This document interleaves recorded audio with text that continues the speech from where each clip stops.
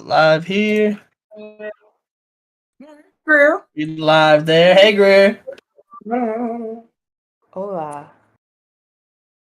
Okay, Discord was like making me like set my permissions and stuff this time. It's never done that before. I invited you to co-host, Lo. All right. Give everyone time to get in here. Oh yeah, I got it. Art is here. Camp is here. I said, hola, ¿cómo está? See, you want to put see the that video of Young Miami? They asked her what's her favorite word in Spanish, and she was like, "Hola." I've been listening to Bad Bunny. She was like, "I mean, hi, hello." Lo, will you put the tweet with the YouTube link on the Summer Jam screen on there? Yeah. Thank you. I see you with your Gatorade. Oh, twins. Except I bought that one. I get it for Some of us don't get it for free. Hey. I think it's in there. I wish. Yeah, I see it. Yeah. Good, I love all good, the models good. that they did though. They're sick. Like with Serena, Paige. I think you got, I got the Paige whose bottle Yeah. you got? Yeah, me too. What was the one you got, B? Candace. Okay, yeah. All of them are sick though. I like it. The Paige one's pink. That's I'm fine. What's sorry. up, Nathan? So, I was about to make me a nice little sandwich, and I dropped the whole can of tuna on the floor. Damn. And it was the last one, and I don't got no groceries in my house because Right, I because wasn't you've been gonna be living here, on the so I was like, road. you You've need to been go grocery outside. shop. Yeah. Right. That's Damn. heartbreaking, honestly. Somebody Look, put That's my like if you were outside and somebody like pissed you off, like that's enough to snap. You know what I mean? Like Yes. like you don't know what's going on in my life right now, man. Like I am at wit's end, so now I got to Instacart some food.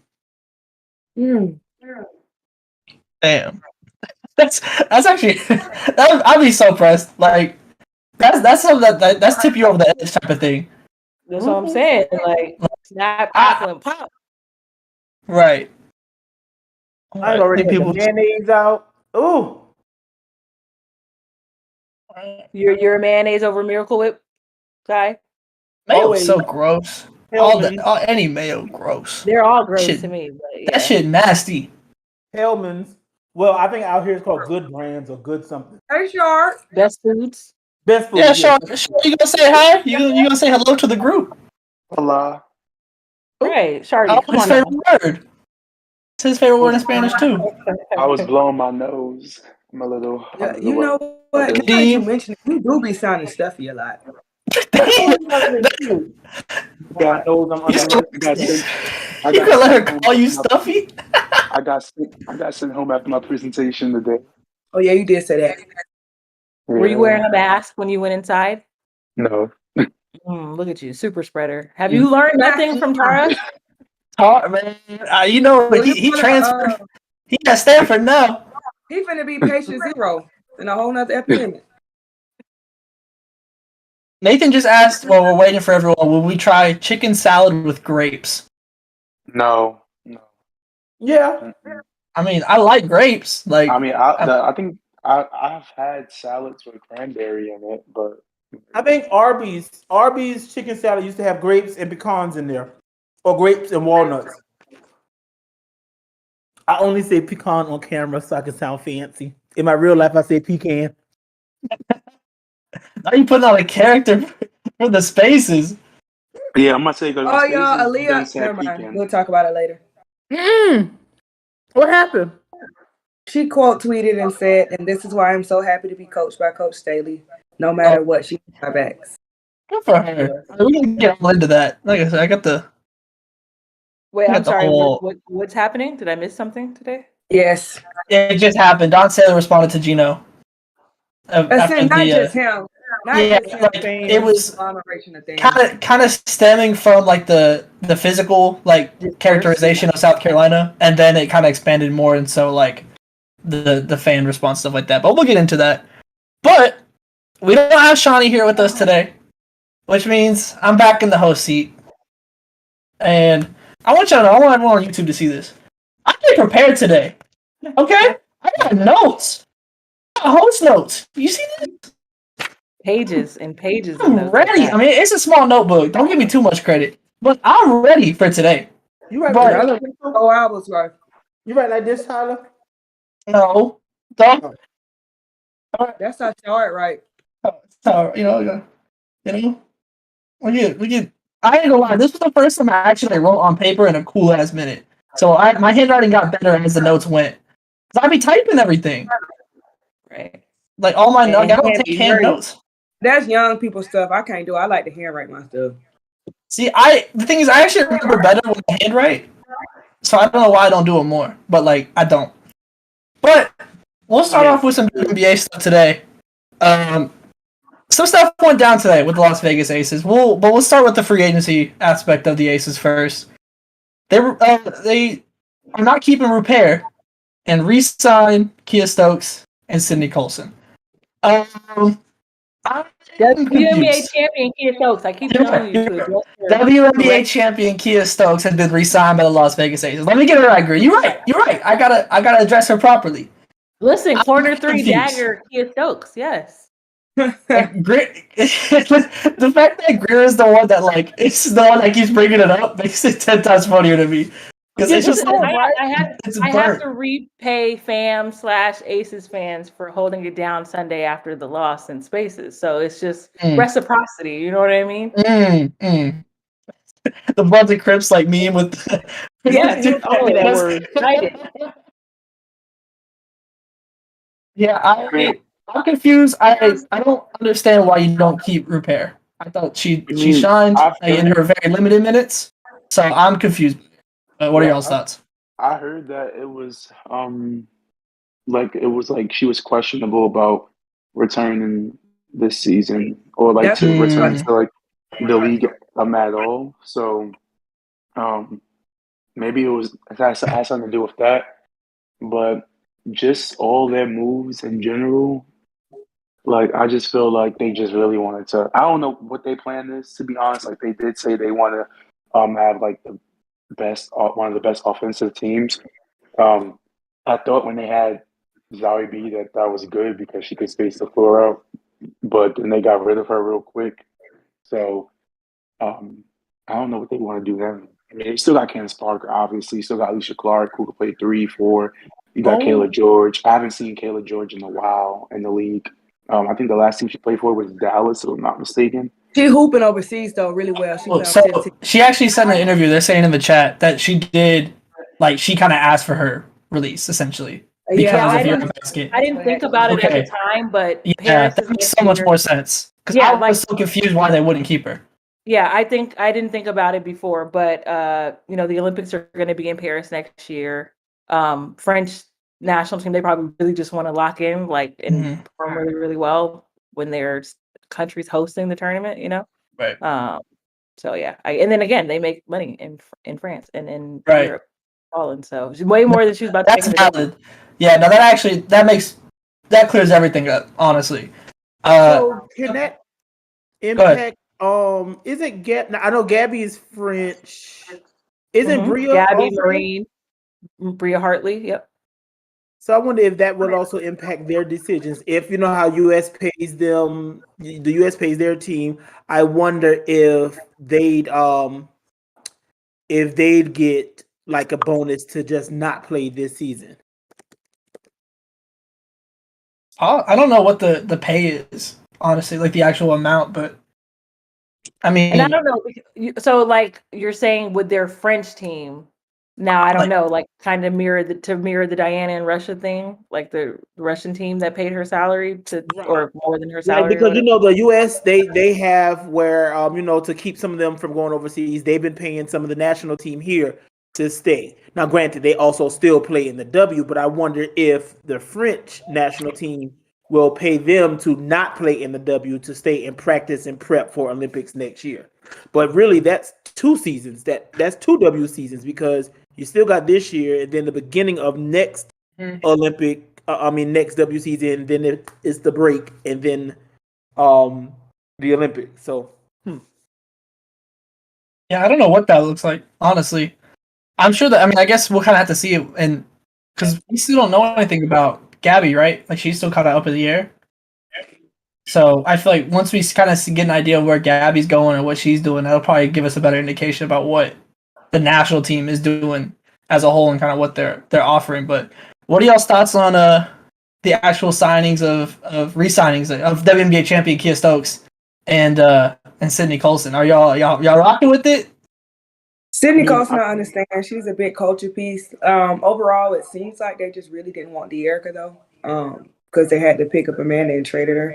But anywho, Sydney I'm okay with just because sometimes on a team you need a good culture piece. Somebody going to keep everybody together, and that's clearly what she is.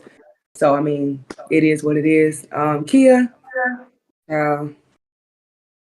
I mean, I'm If okay she with performed Kia. like she did in the clinching game of the finals, then yeah, like it's Yeah, cool. But it'd be the other games that yeah, Yeah, but I yeah. feel like also like this season, like obviously like now the Aces have like a lot of people to depend on.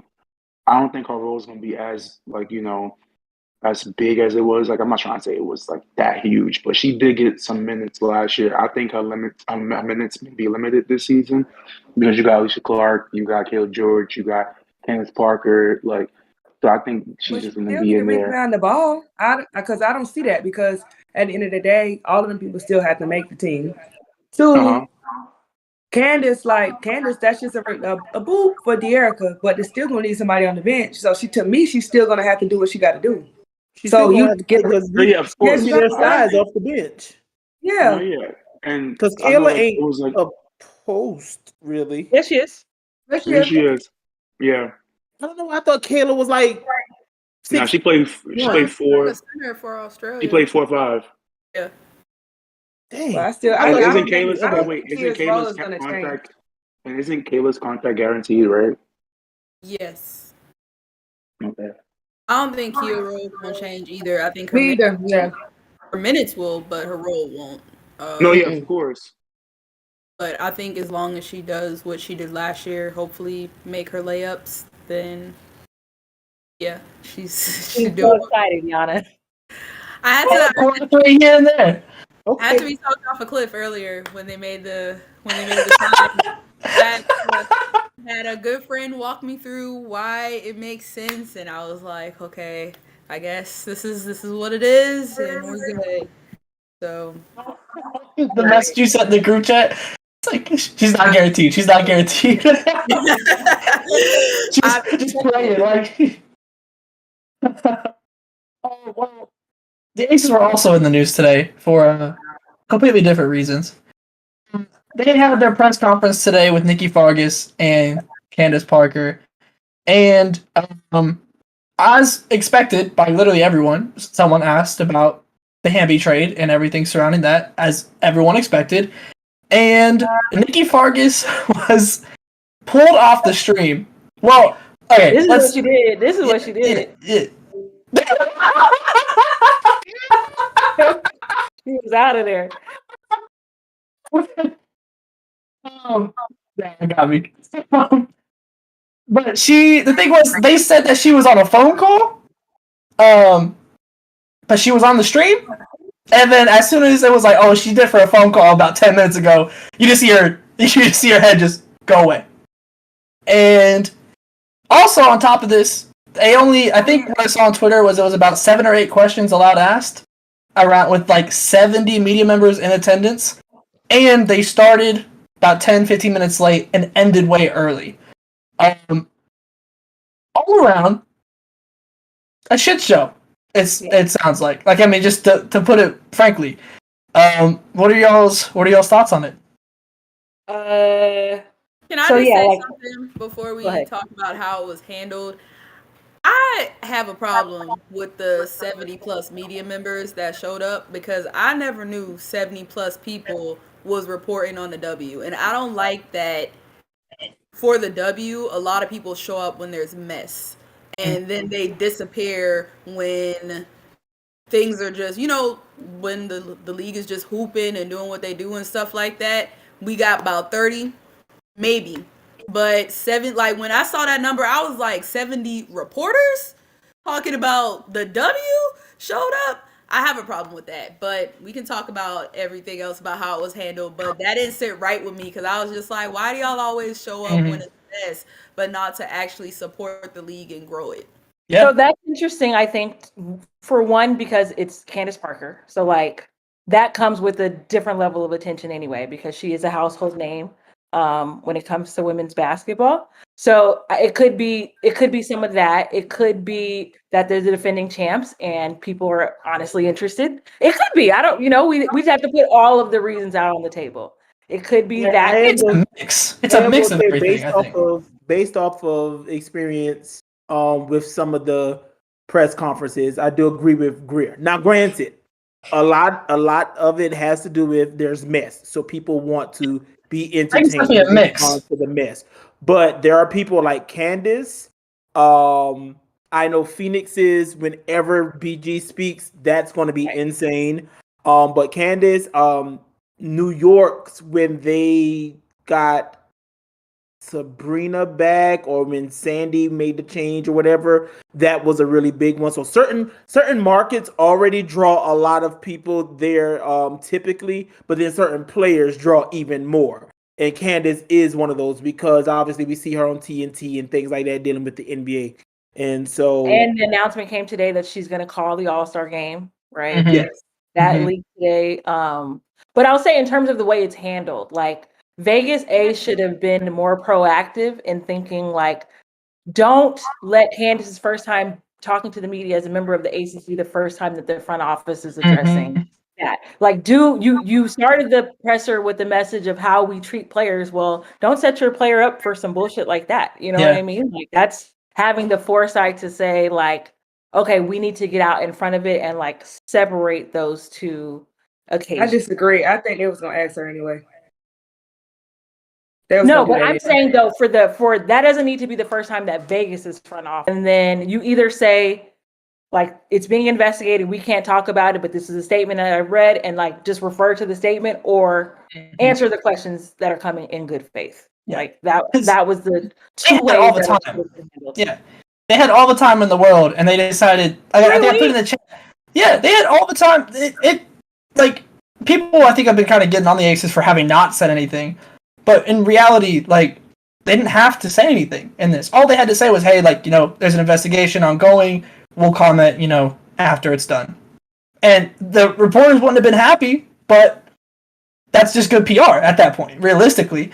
And they completely, I think I put in the chat, it felt like the Jason Kidd timeout thing, where it's like they just ran into each other and just like panicked. It's like, bump into me. It's just a terrible plan when you knew that this was coming. So I feel like we're talking about good faith for the people in Vegas, and sure, but I feel like a lot of these reporters aren't doing the things that they're doing in good faith. And I feel like I could list 1,000 reasons why that I cannot list on the recorded space, baby. But I can list 1,000 reasons why all of it feels disingenuous. Because I know it's other situations around the league they never go this hard for. They never try to make the other players answer. They never do certain things like this. So we see exactly through what you're doing. And does Vegas have an issue? Yes. I'm not negating that fact, but I just don't trust the media. It's all disingenuous, and I don't like it. Period. And I feel both could be true. And I feel like because of that, once again, not saying that Vegas is handling it well. I know they're disingenuous. They know as well, and I'm damn if I do, damn if I don't. I'm not gonna say some shit for you to twist my words and make my words do this and this and this. Why you know what I'm saying? I don't like that. I don't like it. I feel like the whole response from all of it was super emotional, and I feel like it's a lot, but I don't think a lot from the media side is in good faith either. I don't like it. I don't like how they handle it. I feel like they're dragging it. I feel like they're doing the most. I feel like, for instance, when we had this whole Walt situation in New York, cricket, Speak on it. cricket, cricket. But now all of a sudden this is, and I'm sorry because I'm a black. Yep. Yes, I'm a black woman. Everything in this motherfucking world is about race to me. Now all of a sudden you got these black women, and it's what's this? And then it's also white liberalism and feminism. It's also, go ahead, Tyler. Go ahead. What do you say, Lo? What do you say? Intersectionality. Continue, Look because at that. I'm Word of the gonna go day. off on a tangent. Yeah, you're good. You're good. And But yeah, continue. I mean, I think you're pretty spot on with that because I think both things could be true. Where it's the Aces handled it terribly, like the worst I could have like imagined them without them actually just saying something really really bad, and also at the same time the media is, I think definitely is a mix of Candace, the championship, and then just the mess in its entirety, and I think a lot of it is disingenuous. I think both can be true with that. But in other free agency news, Oh, the only reason why go ahead. The only reason why there's a small part of me that really just feels like a good bit of people showed up for the mess is because even after Candace's conversation that she had with them, I haven't really seen anybody report on that. I've seen people talk about the mess that happened with how Vegas handled things, and sure, but I still don't think as a media person you let that stop you from telling the story that you actually went there for, if that was the reason you went there for, because like I didn't get to watch it. WNBA don't really allow regular fans to hop on the Zoom and watch it. But from the little quotes I saw from some people, I heard that Candace talked about her relationship with Nikki Fargas and how that was really good. I heard that Candace talked about how excited she was. Asia chose her in the first round for All-Star. I heard that from B. Like, you know what I'm saying? Like, that's the only people that I've really seen talking about Candace and what Candace talked about during the presser. So if you actually went there to listen to Candace, you would have wrote something about that. You know what I'm saying? Like, regardless of everything that happened, you can still sidebar and be like, Vegas handled that shit terribly, but let's talk about Candace in the presser. Yeah. That's also something that the media can do. So yeah, Vegas fucked it up, but the media also can be responsible for putting Candace's story out there and how her presser went. Yeah, I think that's fair. I feel like we all kind of agree in different ways on it. It's pretty all spot on. But are we good on that? Y'all on that. All hearts and minds are clear? When y'all be asking all of these people to answer, y'all make sure, because I ain't see y'all hop on a little podium with Sabrina to ask her about no damn waltz. So leave them alone. Continue. You're not wrong. In other free agency news, the Seattle Storm been active. Kia Nurse going there. Maria, Sammy Whitcomb. They also re-signed Ezzy. Where do we kind of feel like Seattle is kind of positioned in the league right now? You mentioned? Huh? Who was that second name you mentioned? Maria? Arella. Oh, not you're pronouncing the is a Y. I get it. No, wait. See, I tried. So damn quick. He said so damn quick. Yeah, I tried to speak fast, I ain't gonna lie. But yeah, how are we feeling about Seattle right now? I mean, still mid. Like, ain't nothing much happening. Like, you got a bunch of guards. You got Mercedes and Essie. You gotta see how Mercedes. Too big. Mercedes and Essie. And then you got But you gotta see how Mercedes returned from the injury that she had. So, but also, like, starting to show something. And then also Kia Nurse, you gotta see how she returned from the injury. So I'm not even going to be like. Kia so Nurse they could shake out to be decent. They could shake out to be they could be a playoff team for sure. I really they could hope, they could be a playoff team. I hope Mercedes Russell come back good because she was starting to find stuff. She was starting to get it. She was starting to put it all together. He shook that Holly off of her. UT's best alum in the W. Especially this season, the season where like Stewie was out. Like that season, she really like. What season? Like, oh yeah. That's what did she do? Got that role of being like. I'm still stuck on Greer. Greer with her slight shade at the Tennessee. That's okay because Diamond didn't. Hope everybody caught that. It's okay though because Diamond didn't graduate. Well, it wasn't even about Diamond. It wasn't about Diamond. What are you talking about? Who was that about? Me that time. No shade. No, I'm about to say it wasn't even me that time. But it's about Candace. The person who denied them 2 national championships. They saying in the chat that I really am Shawnee 2.0 today. That I'm keeping Shawnee's spirit alive because I'm mispronouncing names while hosting. Yeah, I was going to say that too. Someone said that Mercedes is cleared to play, or they said she's clear to play. So I just hope she can get back to form. Yeah, I saw. She was hooping. Seattle said she's going to be ready for training camp. So Arella, Kia, Sammy, and the Turk. Turner. They need No, a the point Turk. guard. Don't they? Turner, not Point who's guard. Turner. The Turk. Kayla Charles. Kayla Charles, and Vonnie Turner. The Turk. I had to think. It was evading me, but yeah. So those are very much similar players. Like But Arella. they don't have a point guard. Now Arnie. I saw a tweet that said something like that. Sammy? It was like his Seattle signing all these guards in hopes to combine them to make one super point guard. That's not a thing. But none of them are still point guards. I mean, Vonnie. I know, Point guard. but like it was just them trying to be funny at the fact that like they just signing a bunch of the same players. Jordan going back. Really getting a point guard. Jordan going back because I thought that they would have gotten no, I'm not gonna do that. I thought that they would have gotten Leisure, but Leisure ended up signing with LA. So I feel like it's Jordan, or they're going to definitely. I don't know if they're picking. They're going to probably draft the point guard.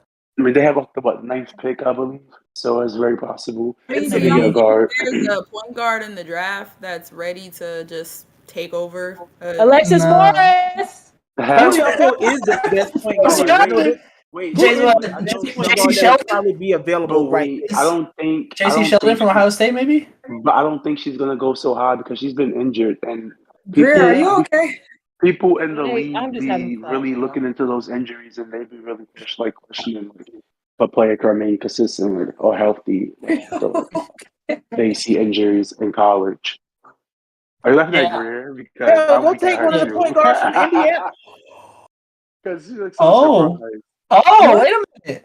Did you have like something click, B? You think that they could possibly because some people forcing themselves out. You think that maybe Skylar goes there? Go where? Seattle? No. Lexi Brendan, Hole to just stop. Seattle. Well, what you call Bring back that backcourt, Skylar and Jewel. Bring it back. Bring back real men. That'd be fun. But maybe they could go. Maybe they could go. She could go to Seattle. What they gonna trade though? Phoenix in the good weather. That weather won't mess up her hair. Listen, if that happens, Seattle can trade. Phoenix is gonna want something back. What is Seattle giving up? Kia. But sometimes we've already learned though, people want want to out. go. The trade is the trade. Like the whole thing is though, like I don't want people like you get Skylar, but like you still want to make sure you got a good team. So you can't just give away all your good pieces. Yeah, if it would be Skylar, Jewel, say what? Seattle's not scrubs by far. No, I'm saying they but like you contenders, traded though? Skylar, like what Phoenix is gonna ask for something good in return. But like they're gonna ask, but that doesn't mean the they girl can wants to get go. Gianna's point. Yeah. If Skylar want to leave, they gotta take what they take. Because really, she can still sit out this entire year. If you got big jokers, I don't have to play at all, and I can still get the 200,000. So we ain't gonna hear from her again. Because she ain't hurting for a dime at all. I mean, they got to pay her regardless. So I mean, I just feel like with pregnancies, it's like that with any player that's pregnant. Like we don't know how their post pregnancy is going to be for them. That's a pregnancy expert, Shard. I mean, no, because I just remember Skylar said she was going to play with Dallas. She was like, there with them at training camp, going through all the motions and stuff like that. Then boom, never played. So I mean, but I mean, I don't know. You can say Phoenix want to get something back, but if you think about it, Skylar has 1 year left on her contract. So even just like if there's a possibility that she doesn't play this year and you pay her and you don't have her, you're paying her not to play, and then she bounces the next year. That's a possibility. So even then, it's kind of like, do you just take what you can get? Because she can still leave. So maybe take that draft pick from Seattle. Yeah, true. Wherever she goes, she can still leave. Yeah, it's not guaranteed she stays. I also kind of wonder with the new owner, because because the same person bought the Suns and Mercury, right? Yeah, Correct. Because says the I forget their name, but the way they're talking on the NBA, it sounded real like we trying to make some moves now and like make a splash with the new ownership. So and we heard Diana talking today, like at the USA minicamp and stuff, when it came about re-signing, like having to meet with the owners and stuff like that. So I don't even know what. Diana pissed me off. Oh, Phoenix will be in cap space hell until DT Yeah. decides to retire. Yeah, like Also, they just DT on the pissed men's me side, off.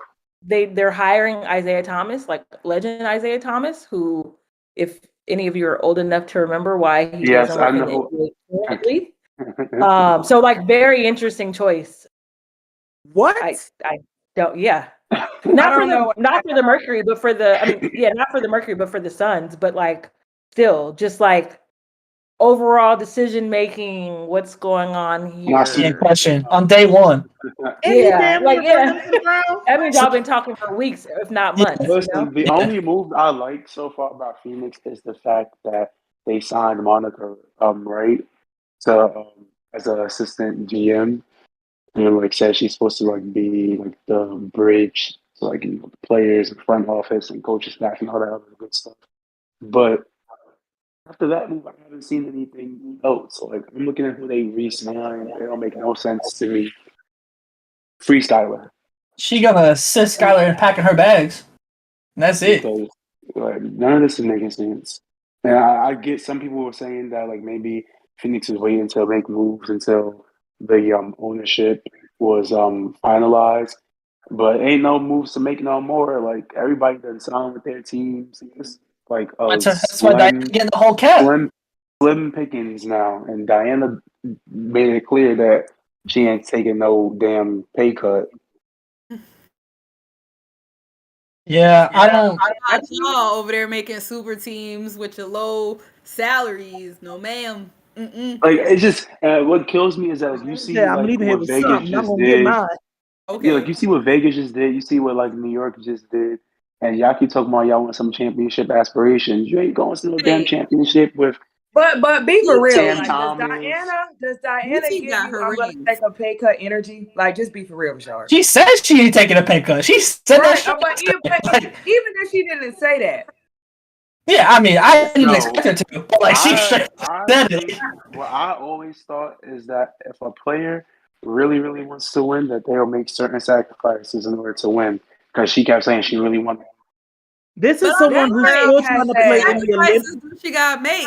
This is someone still trying to play in the Olympics next year. It ain't no sacrifice. Like she's not gonna give up. She's gonna got the selfish. goat ball. The goat get to do whatever she want to do. But you got the I goat. was about to say she This has is been Tom catered Brady. to.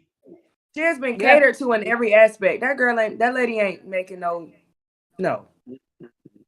And then, That's no matter who, they I don't even know. Paige or Caitlin or somebody gonna be short a spot next year as the point guards, or Kelsey or Chelsea, because they're gonna make room for Diana. Yeah. It's nasty business. But also at the USA minicamp, EDD is talking about how this offseason is one of the best ones that she's had because she's not rehabbing, she's training. So I am purely here. I wish Shay was here because I just want to see her get her hopes up. That's the sickest part, right? Is that she feels probably better than she has in a handful of years, and they signed Brittany motherfucking Sykes. And I hope you might be squandering that opportunity. You know what I mean? Like I'm telling you, I feel good, and you don't got me no horses to run with. That's crazy. Wait, I was not expecting that. Not Sykes. Wait, I was not expecting that. But not only did they sign, I mean, they could have had her play. They signed Christy Tolliver. Come on, man. Y'all bullshitting. Amanda Salby. Yeah. Damn, Mike. They still it's crazy because it's like with everything they said at the end of the season, they haven't made any moves that corrects the issue they had. They must be going to address it in the draft. Until they do right by Ryan Howard, everything they touch gonna fail. I keep telling y'all that. Brandon, did you hear Brandon? He said they must going to address it in the draft. Gotta be. They're going to draft I guess so. They must be gonna take Taylor Mike, so she got Maryland ties. No, I feel like they're gonna draft Diamond Miller. They're gonna be even more pissed. Not my team. I don't care. I don't care what they taking Taylor Mike, so I'm telling you. I don't care what they do. I'm just excited to see EDD back on the court. Feeling well. All right. I'm excited. Is a shooter? Do y'all consider a shooter a scorer? Like What? Rashard? Like if a person, no, like if a person is just known for like shooting threes, like draining them though, like killing from the three, but not being a scorer at the other level. No, that's a shooter. Okay, perfect. It's an opportunist 3-pointer or whatever you called them. No, a scorer is somebody who go get you a bucket, right? And can score on all 3 levels. Yeah, that's about to say the scorer is all over. You know a scorer. Yeah. Ryan Howard. Okay, so who's the best scorer and who's the best shooter in the draft? Well, the best shooter, I feel like, is Taylor Robertson. Taylor Robertson's the best shooter. It's the GOAT. That's the GOAT 3-point shooter. Yeah, I'm not gonna lie. Charisma Osborne, she be scoring that ball. She do it at all 3 levels. She do. Like she don't settle for that 3 all the time. Let me think about it. Yeah, they kind of caught me off guard. Well, whatever it is, Mike didn't need to get one of them up there in DC. I like Maddie for who got the y'all hear the what? I hear the echo. Somebody gotta mute that. I don't know if she's the best, but I do like Maddie. Oh. I don't see her fitting in DC though. Who? You said Maddie? Maddie Segrist? Yeah. Maddie's the best scorer. She's the best scorer. Like she shoots 40% from 3, and like she's shooting like 50% from the field on 20 shot attempts per game. Like I feel like that could be a good steal in the draft, and I feel like New York could possibly scoop her up at like 5. Wait, they trade that? Yeah, New York traded. Yeah. Wait, who got 5 now? For the second round. Connecticut got 5. Is that not Connecticut? Ended up getting. I don't even know. Is it 6? Is it not 6? Wasn't New York Liberty at 6? I don't memorize draft. One of the 2. I don't know who guys won. We going to Indiana, baby.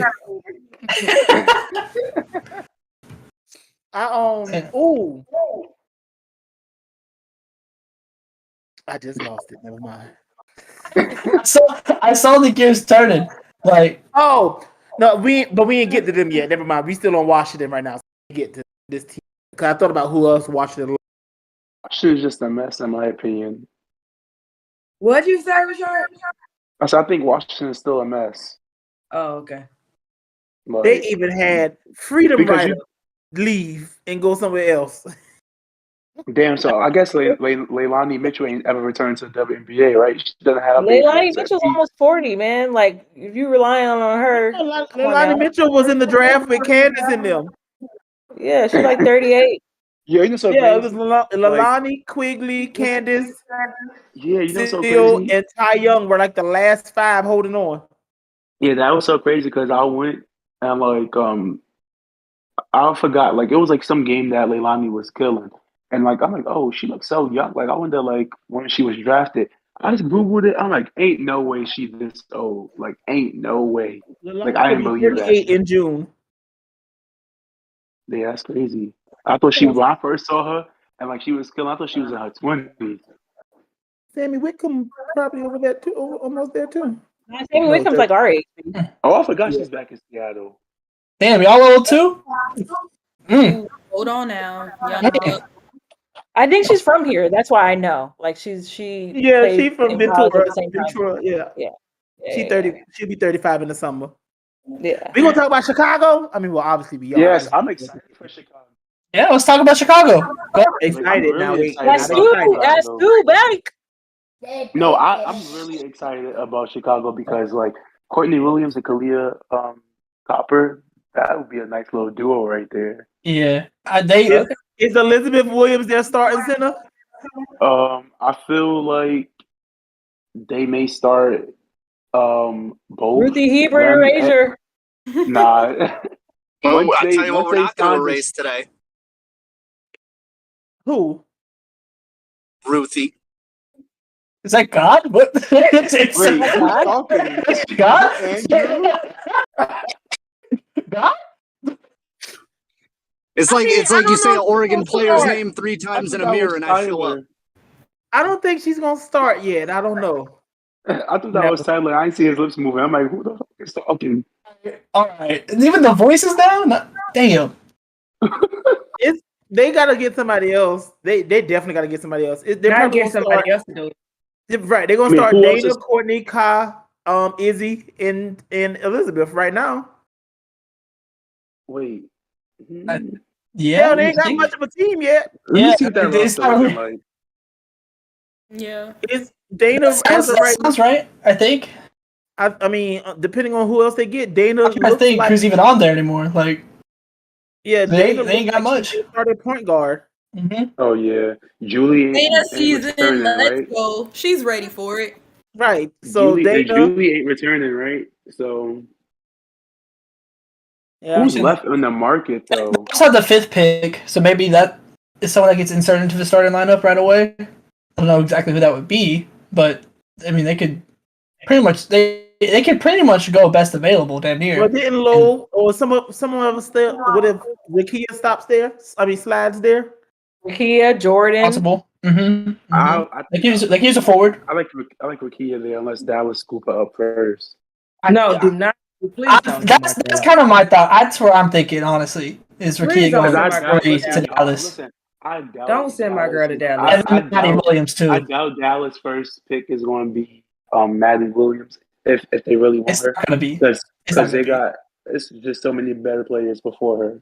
Oh, calm down. Obviously, that was the better fit for Erica Wheeler to go to Chicago. You go, and I mean, I felt like Indiana was offering that full max. She had to take it. right. That's the thing. Chicago ain't but offered Indiana money, so she probably Yeah. Right. She probably looked at money instead, but I felt like you go, obviously you reconnect with Ka, and then Courtney's there. Like I felt like that would have been fun for them. I mean, you got 3 maybe self-proclaimed dogs. I mean, but they got some dogs in them at those first 3 guard spots, and then you got Will and then Izzy there. I thought that could have possibly been a solid starting lineup. She building something real nice. Yeah. Like, Erica, you got Maya, who showed she could hoop at this level last season. Christy Wallace was actually very solid for Atlanta too. For Atlanta, like those 3, Atlanta used to give me a headache, but those 3 they would hoop when they had it on. And you get Aaliyah, and then you got I like it. Egbo. Vivian's came back. If she can kind of be more consistent at the 3-point spot. They got a solid little unit right here. They got some good if Queen takes another step too, like takes that next step in development, because I liked what I saw out of Queen last year. Like I think she was really hooping. Is for their post, they'll be young. I mean, generally in the post from one, you'll either be a rookie or a 2nd-year player, but their guard spots will definitely be experience from Mitchell, Victoria, Erica. My bad. And then, Christy's been overseas pro for a while. She got her feet wet last year. So I think guard spots definitely, they would just be a little young at the post unless they went and got like a seasoned post player for like locker room or for some sort of mentorship. I don't know who that could be. Can't be killed. Tina Charles. I was about to say Tina Charles. I was about to say. Oh hell no. It could have been. Tina gotta go somewhere. Well, wait. Now that y'all mentioned Tina, I was just thinking, like, what if James Wade ain't done, like, with like his roster? Picking up Tina Charles. I'm saying like Tina Charles could be an option as well, but I know a lot of people saying like it's day in the season, but like who knows what he thinking in his head? Like he could probably sign what's her name, Mariah Jefferson, if he want a veteran point guard, Jordan Canada, who's still out there. If he want to go, like, all right, let me get a vet. So I feel like when does training camp start, B? Should be August. I mean, not August, April. The draft is the 10th, So training camp, they should report that next Saturday, I think. Okay. So let me see. The 17th, maybe. Yeah. Or like the 16th or something. Yeah, be right around there. Yeah. When? How Because many? it will be like on a Monday or Tuesday. Oh, the 30th. So they got 20 days. So Oh, training wow. camp starts Oh, the damn. 30th. Preseason begins on the 15th. I mean on the 5th. So literally they got a week of training camp. They'll probably get in market a few days early, but training camp doesn't start until April 30th. Okay. Have we been on since Azrae went to LA? I don't know when that happened. Yeah, I don't think so. So that what are we thinking about the fit there? And I like it. Move. It feels congested this season, I think. But in the long term, I like her in LA. Like it just depends on the package deal. I don't know. I think it depends on how she's. I'm excited to see how she is used within it and where the focal points are within the system and everything. Because I think that she's going to go and be. I think she starts alongside NECA. That's what I assume. So. I think she starts by NECA. Hey, I don't think it's crowded at all. Yeah, I don't think it's crowded because based on what we see and like what was said, LA was really looking for shooters, and obviously, Desiree has proven that she can shoot the three consistently. So she's definitely going to be able to play her game, and we all know NECA is always one of the top in the league, and when it comes to field goal percentages, despite her being like 6'3", she knows how to finish around the basket. So I feel like we may see some far out in LA. They got a lot of questions to how answer things look. because they strapped for some cash. Yeah, I'm excited though. I'm excited to see how she does there. The hashtag Lazare. It don't make sense to me. It made my brain hurt. I ain't gonna hold you. I spent like 5 minutes there, like trying to pronounce it, like figure out the best way to do that. Stephanie Watts went some. Did she go back to LA? No, was it LA? No, it was Minnesota. Oh yeah, they signed as their training camp contract. No.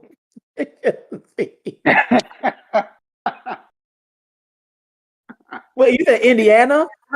No, Minnesota. Oh. Who is not feeling it? Well, all I know is it's not even worth her time. I like it. She's zoning on something right now. Oh, well, I guess we can talk about Monique Billings went back to Atlanta for 145. I'm so mad. Like for 145,000. Yeah. Yeah, 5,000 That's more. like right? $5,000 more than she was getting paid last year.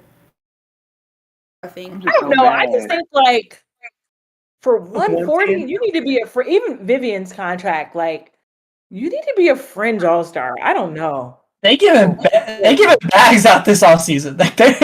Like the whole W is they giving out bags. I'm just low because this is how you know Tiffany wanted out because Tiffany, if I'm not mistaken, I think Tiffany was getting more.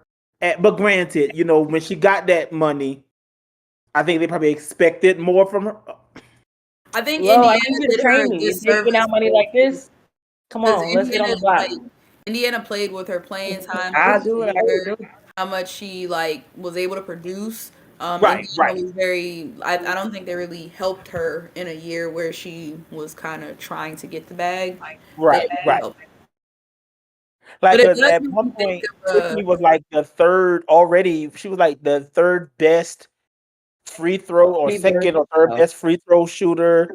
Like she was right under EDD, like all time. And like she was one of their better defenders, and it was just so inconsistent with them. So it was like, peace, I'm out. I'm gonna make a few $1,000s less, but I'm going somewhere else. And I know if I hustle, I can play. And Cheryl likes hustlers, so. But I'm interested to see how that looks in Minnesota because Minnesota already has AP, and I think they're very similar. So I think Cheryl has woken up and seen the error in her ways. Probably because that was some bullshit last year. Like you guys are like maxed out on salary. like the McBride, AP, like all that. That was just Achanwa. Like they was bullshitting last year. I mean, but I still feel like I still don't see them. Like they may be decent, but they still missing Sylvia Fowles. So it's like That's an irreplaceable void, though. Like, yeah, but no, I'm saying like now who's gonna be that next post player for them? It would have been Aaliyah Boston, but that team don't look like. I still feel like that team is not complete. Like you don't have your point guard, you don't have your center. You have Fee, yeah, and you have Tiffany Mitchell. You have AP. I guess you could say Caleb McBride. But I like, feel who's like the point get guard? solid production from a point guard this year. I don't know if they are expected or they're wanting to make the playoffs. However, in next year's draft, they're going to be we know who they would want, but they're going to be quite a few nice options at point guard next year. Mm-hmm. But that's also assuming that Paige enters the draft next year after the season. Because it's the possibility. If she's healthy, she will. He needs to enter. I think it was something saying along the. Did someone mention it, or they pulled up a ain't she video already making like $1 million? Like, no, I remember. Well, they asked her, or they like, yeah. I think her plan right now is very much to still enter 2024. Because she's still gonna get that endorsement money when she enters the league, if not more. Like she ain't gonna be losing any money. But I think it'll be interesting though. Looking at some of those contracts just make me think about Dejanay's tweet when she was just like, man, like I know we ain't all working with the same cap space. And it was can't be, baby. Nah, y'all are. Dejanay said y'all playing in my face, baby. It can't be. Like them you know what? Them GM's different, but y'all working with the same cap space. I honestly think she gonna get some. She's gonna get a nice little raise next year. I feel like. I think so. Because for her also, she wasn't undrafted, but she was like late second round, right? She was like number 20 or something. No, I thought she was early second round. Who? Dejanay. I thought she was that late. I thought she was early second round. I thought she was earlier than that. That's like it was like after Vegas passed on her. Cause we was all like, oh. I thought she was going to end up in Vegas for sure. So either way, she's the second rounder, so it's only but so much. She's definitely gonna get a raise. She's gonna. I like Dejanay and her ceiling. I think Dejanay has a pretty high ceiling for this league. Like I'm not saying not no superstar stuff, of course, but if Dejanay do what she got to do, I like what she. Dejanay to me can be one of those. You know how there are some people who made all stars not because they're super. You know, some people are going to make all stars because they're superstars and they are those girls. Then others are going to make superstars because they have good ceilings. I was just about to say, I feel like her ceiling is Benaja. Benaja or the Courtney type. No. Because I don't think Benaja and Courtney are superstars just yet, but they can have solid seasons. Not just yet. I just don't think that's not their. That's not Courtney Holmes is a star though. I think she's a star. Not superstar, but she a star. Oh yeah, she's definitely a star. Yeah, and I can see her being like the lower end. I'm trying to think who was just a quiet person that made an all-star team. Brianna Jones. Is she quiet? I mean, stop. No. I'm joking. Breezy. I know her play is girl. But yeah, I'm excited about Benaja. About Dejanay. Oh, they got Deja. I looked it up. Dejanay was the 8th pick in the second round. So yeah, she's number 20. Yeah. Okay, well, we do need to get going towards NCAA stuff, but there's one more thing that I want to talk about in the WNBA. It's time to have a discussion about Kathy Engelbert. Yes. Because what does she do? Earlier this week, she visited Portland, meeting with, the potential for bringing the team back there, and she said that there will be no team likely until 2023 at the earliest, no set timetable, and it could be as long as 4 years, is what she said. It was 2023 to 2025, but she made it sound like by putting that 2025 out there, she damn sure made it sound like it's going to be way closer to 25 than 23. What did she do? Why is she here? Go ahead, Andrew. Yeah, call me ISO, Andrew. don't know what sock puppet pro Kathy Burner was on Twitter today being like, well, the league has got to walk before it can run. I got news for you. Sports leagues don't work like Deloitte. So you have to spend money to make money. And so for Kathy Engelbert to stand out here and be like, everything needs to be in place before we expand, that's never going to happen. Look at every other league, every other CBA negotiation that occurs. They fight over cap space. They fight over healthcare. They fight over salaries. The fights persist every single year. That's why sports operate the way that they do. So this idea that everything's going to be fixed, charter flights, travel, updated salary floors, like all that stuff, you can't fix all that stuff before expansion. It's simply not feasible. And on top of that, it's not just a fight between the poor owners and the rich owners. I don't know if y'all saw this week, finding out what the actual league ownership structure looks like. It's 42% of the league that's owned by the WNBA owners, another 42% that's owned by the NBA owners, and then 16% that's owned by investors who we don't know. That doesn't operate, like no other league operates that way. The 32 NFL owners own the NFL. So basically what you're telling me and what Kathy's role is she is not just speaking for the 4 broke owners that don't want to spend on the league. She is speaking for the 58% of ownership of the league that doesn't care about anything except low overhead and high profits. And that's why Kathy is not just the worst possible mouthpiece and like Larry Scott avatar currently available in sports. We also need to have a grander discussion about how the W operates and if it's even feasible to have people care about it. Because it isn't just Larry Gottesteiner at the Dream or Cy or Davis or hopefully Ishbia now that he owns the Mercury. Like, they can't do it alone. They have to convince the other owners, the other 30 NBA owners who have zero stake in this league, and the other 16% of investors who we don't know who they are, that this league is worth putting money into. That's a problem. And at some point, if we go to this point, we have to discuss whether or not the W as it stands and as it exists is even feasible to want to be able to support these players properly. And I love this league. I love these players, but I hate the idea that the league itself seems so diametrically opposed to creating an environment where we can enjoy women's basketball at the highest level. And every time Kathy gives some mealy-mouthed Deloitte corporate ass speak, I just want to jump out a window. And now I'm going to bring my car back down from 90 miles an hour to 70, and I'm going to let you guys continue. Andy, I got one word for you. Purr.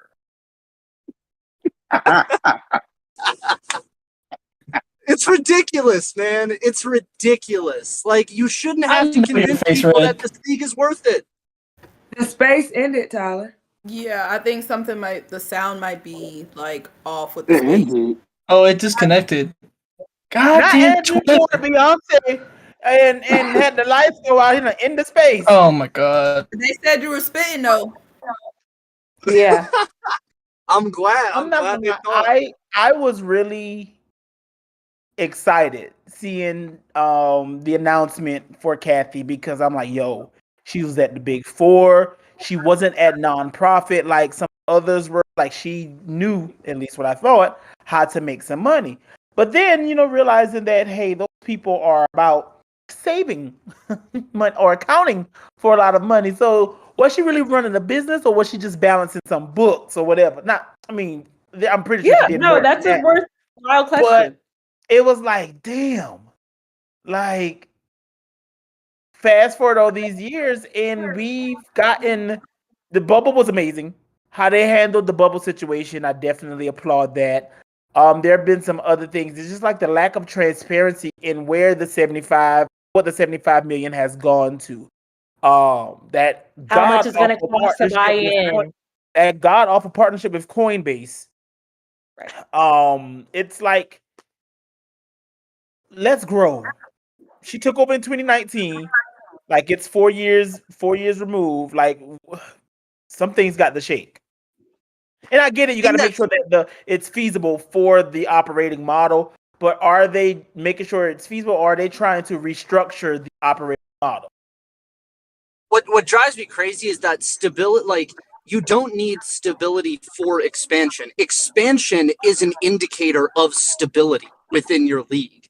If your league is stable enough, that would provide an influx of cash, right? Expansion, Right? Because you have to pay to expand. Because you got to pay an expansion fee to get in the league. Yeah. Yeah, later. Okay. Spaces should be back up on that side. It is. Okay. In Twitter, man. Yeah. Andrew, you have again, to like whole rant over again. Yeah, start from the beginning, Andrew.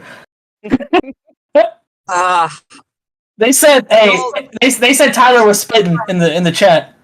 God, man, I feel like I gotta go on. I feel like going on video wouldn't even help because we kind of look alike too. So people would still get us confused anyway.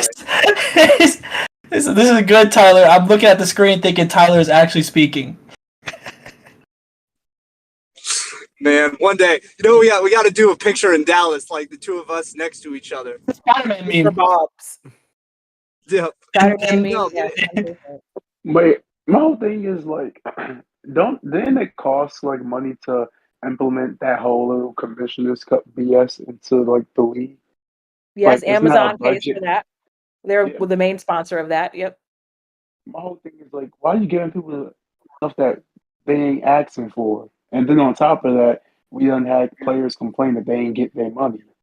So it's like, what's the point of the commissioners cup? Like, why not give us stuff or target things that's needed? Like get a sponsor or try to work out something for like these private jets that players are speaking about. Like, she's worried about things that people ain't asking for nor ain't worried about. Like, the commissioners cup is pointless, especially that tiny ass trophy they gave out. It's really given she wanted another opportunity to get in front of fans and be front and center because it was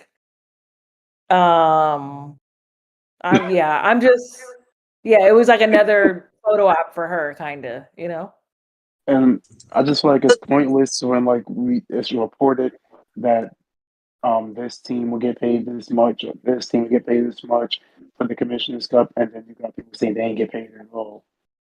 Well, now I also know that because they have to actually play in the games that were qualified in order to receive a payout, right? Oh, so it's a lot of stuff in the fine print. Yeah, so you have to play in a certain amount of games to be eligible. So some of those late season additions, I think like people like Sierra Burdick or some of them, they were late, like after All-Star break or something that year, and right before the cutoff, they played or they were on the roster for the Commissioners Cup game, but they didn't play in any of the qualifying Commissioners Cup game. I mean, it sucks, but I mean, hey, you ain't play with us to get here, so you don't get nothing. But they also don't redistribute that extra money to the players. They just be pocketing it. What I'm saying? Yeah. So where's the extra money going then? Right. It supposedly was going in. It was supposed to be going into the app and going into all of the other stuff that still doesn't work properly. I'm about to say it can't go into the app. I can log out every 5 seconds. Bruh, I'm telling you, the Larry Scott Pac-12 Comparisons app, it's a lot of buzzy language and like, you're too dumb to understand what I'm doing, when the reality is we don't know what she's actually doing. And the last thing that I have on the private jet charter travel, that's $2 million an owner. If you can't pay that, you shouldn't be an owner. But the problem comes further when you're talking about stakeholders voting on the opportunity to charter travel, right? Joe Tsai and Mark Davis have as much of a vote share in whether or not you can do charter travel as James Dolan and Jeannie Buss. When you actually break down how one owns the league and what percentage of it owns the league, a WNBA owner that cares and says, I'm down to put down this money, can actually be overridden essentially by an NBA owner who has no care in the league. And therein lies the problem. You got to break away from the NBA, show us the numbers, because I guarantee that Adam Silver quote from 5 years ago is not as applicable as it was then. It's just not. Kathy. Kathy. All right, I'm done. Let's talk college ball. All right. All hearts and minds clear on the WNBA, and I feel like because Shawnee's not here to say it, the fact that Kathy Engelbert is a war criminal. It's definitely given that now. Yeah. Okay. Well, if it's college time, folks, we got rankings, and we've got some movement up top. All right, we're gonna go into the South Carolina UConn game, but first I'll go through some of the movement. Indiana is up to number 2 in our rankings. I think absolutely deservedly so. I've been on the Indiana train. I know Yana's been on the Indiana train. They're a full on like machine of a team that no matter what happens to them, what you plug in, like they just gonna keep chugging. They're fighting Pixie Cuts. That's what I'm saying. UConn stayed at 3 even though they lost. I mean, like I said, we'll get into that. Iowa and Utah both moved up to 5 and 6, and Stanford dropped to 7 after that Washington loss. Stanford looking kind of funny in the light right now. I ain't gonna hold you. They're looking a little, I don't know, man. And then Ohio State is in hell at 13. Caitlin Clark broke them, and they have not been able to recover. So I think that's. And then the back half of the top 25 has just been consistent chaos, basically, like the past couple weeks. So I don't even know like where people have moved to where they were. But let's dig into South Carolina UConn. You know, it's time. You want to talk about the game, or you want to talk about the comments? Because there's a lot we can talk about. Yeah, let's start off with the game itself, and then I have all the quotes up here that I can go through after we're done talking about the game. Well, the game went exactly like I expected it to go. I'm not really sure why a lot of people thought South Carolina was going to beat them by 20 or 15 or whatever number that was expected. UConn came out fast and strong as expected because they've done it multiple times this season in almost every big game they've played in. South Carolina fought back and ended up, winning. And I think a lot of that just had to do with Aaliyah Boston. She turned it on. In the end, I think in the first half she only had 3 points, but she finished the game with 26. And I think she got like 14 of them in the fourth quarter. So, yeah, I thought both teams played good, played well. It was a really good game for women's basketball, especially on Fox. We saw the numbers, over 1 million viewers. That was amazing. A lot of topics on Sunday. So it was a great game. I loved it. I think Camilla really stepped up. It's amazing though, because if Camilla would realize she don't even really got to do the most, she just got to kind of do this much because she's so big, and she could just be dominant because she really wasn't doing anything different.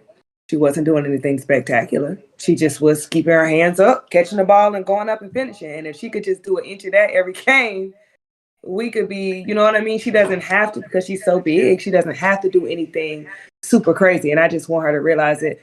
Raven Johnson is that bitch, period. We've had a lot of discourse about, I just want people to understand, like, for us to say that Zaya played good defense doesn't necessarily mean that she, like, shut Lou down. Like, Lou is a scorer. Yeah. She's a scorer. When you guard people like that, your only hope is to slow them down. And she slowed her down enough that they didn't win. Period. Like, that's it. That's all. Like, some people you shut down, some people you contain. And Lou is a shooter that you contain.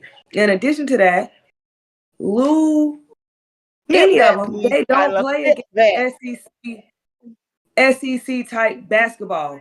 Sure, Zaya might have held her 1 or 2 times. I mean, I'm not saying it didn't happen, but SEC basketball is also different. You know what I mean? Like, and I don't think Lou was used to that. I don't think she was ready for that, which is a completely different type of physicality. And I just wish people could look at the whole picture.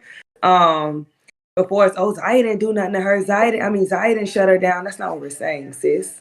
I just wish everybody was smart. And I think because a lot of people who said Zaya played a hell of a defensive game were South Carolina fans. And I feel like people need to realize that when we say Zaya played a hell of a defensive game, we talking about comparison of the past. When Right. It's Zaya not struggled- absolute. It's relative. Yeah, It's like relative. we're talking about when we say Zaya, you played a hell of a defensive game. We're talking about how in the past when Zaya struggled offensively, defensively, it was, oh boy, it's gonna be a hard game for screens. She was in a grill. She didn't complain. She didn't do that thing when she Got flipped down- and yeah. Didn't hang her head down whenever a player scored on her. Like Zaya was locked in defensively. She And was. for a South Carolina fan who's seen her grow since her freshman year, when we congratulate on her on that, that's why. Because just last year, it wasn't like that. So to see her growth made a lot of people happy. So it's not like Lo said saying, like, yeah, Lou got 19 points and, like, she's a scorer. She's going to score. Nobody says Zaya locked her up. We just said, Zaya, you did a hell of a job on defense. For those And that Lou Yeah, did I a mean- good job too. Like she did a good job picking her, like getting to the rim, getting the shots and any good looks that she could get, and she hit it when she Right. got it. Yeah, I think again, like both teams played pretty well. I was kind of, even though South Carolina had a lot of paint points, I was like pleased with the way we had y'all shooting, like field goal percentage at the end of the. If you tell me that South Carolina shoots, I don't know what 40, 30 something high 30s, like, right? I think that's Yeah. what it ended up being. I don't know. Like I take that though, but you know what I mean? Like if you're just looking at the numbers, like I take that. That's normal. Yeah, I mean, but then they also managed to score 81 points. Like that is just, and for us on offense, like the Gamecocks made more threes since. this is where I'm going because I'm dying to know Yana and Lo specifically because I know y'all really, really watch this. When I was watching, I didn't even feel like we were getting ran off the line. I just felt like it wasn't a focal point of our game plan, which was weird. Incredibly. We got to the free throw line a lot. Don's very strategic about that sometimes. Certain people were getting ran off the line. Like Lou got ran off the line. Dorka, it was like, all right, Girl, go. we'll let you take it. If Edwards was out there, it was like, all right, you got it. When Griffin was out there, it was like, all right, you got it. But I think like if Lou's in and AZ's in, you'll definitely like. That's probably why a lot of fans saw Zaya and Lou's grill so much, was because that was probably the plan, to make her run off of the 3-point line because she's one of your better 3-point shooters. But everybody else, I think it was kind of like, all right. But think about it. Even the motions or what he had Lou doing, it didn't seem like she's saying that was even really a focal point.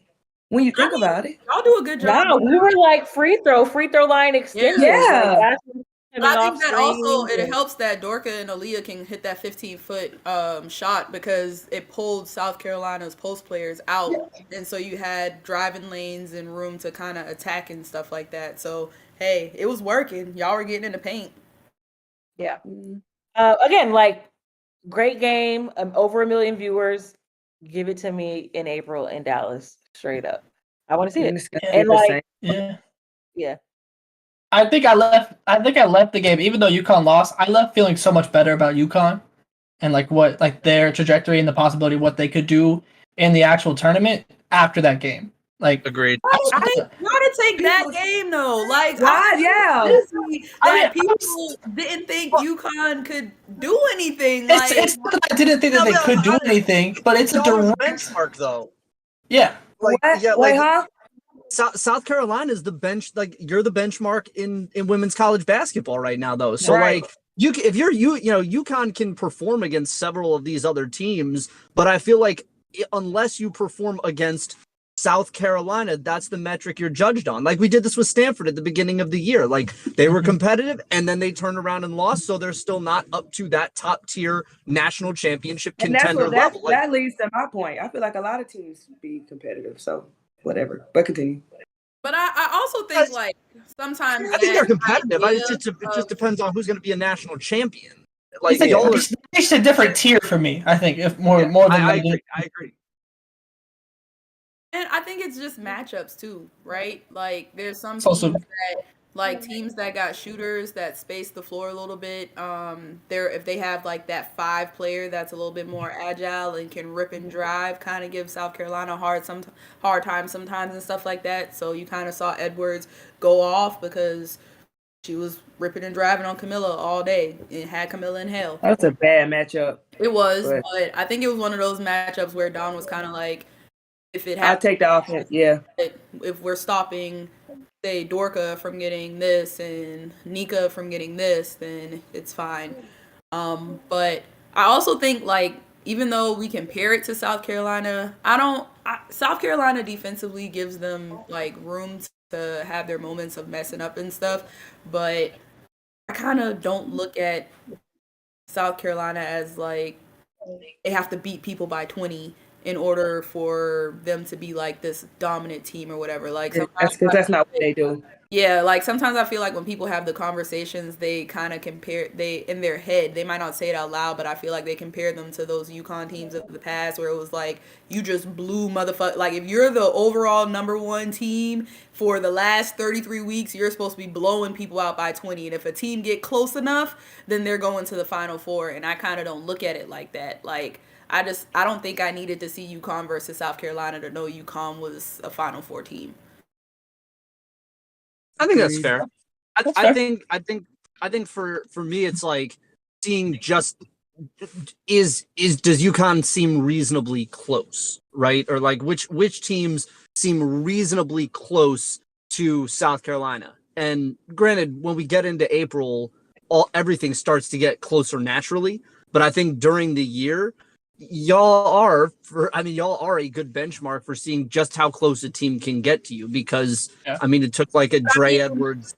You can beat a benchmark, but you got to make it to the championship game, right? And I mean, South Carolina does too. They got to make it to the game. So that, I guess for me, that's why I'm just like, you got to play South Carolina a certain way that you don't play other teams. You play, like, defensively, for example, you have 3-4 people sagging in the paint. It works for South Carolina in whatever way you think it does because they're so undefeated, but that's your game plan.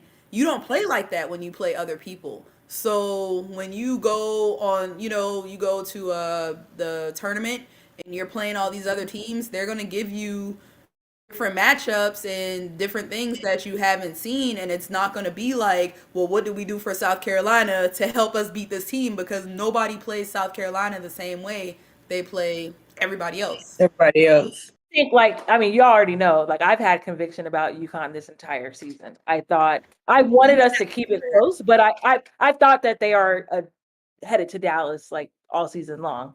I always thought like Stanford is just overrated.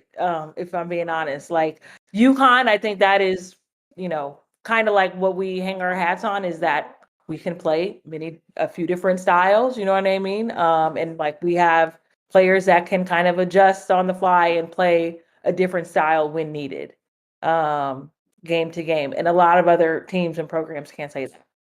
What I think separates Dawn and Gino is that they have that ability to be adaptable, but also they don't focus on like that one star player on their roster and are like, if we get into a crunch, like my adaptability is going to be done through that player. And I think that's the problem at Stanford right now is I feel like now Gino doesn't.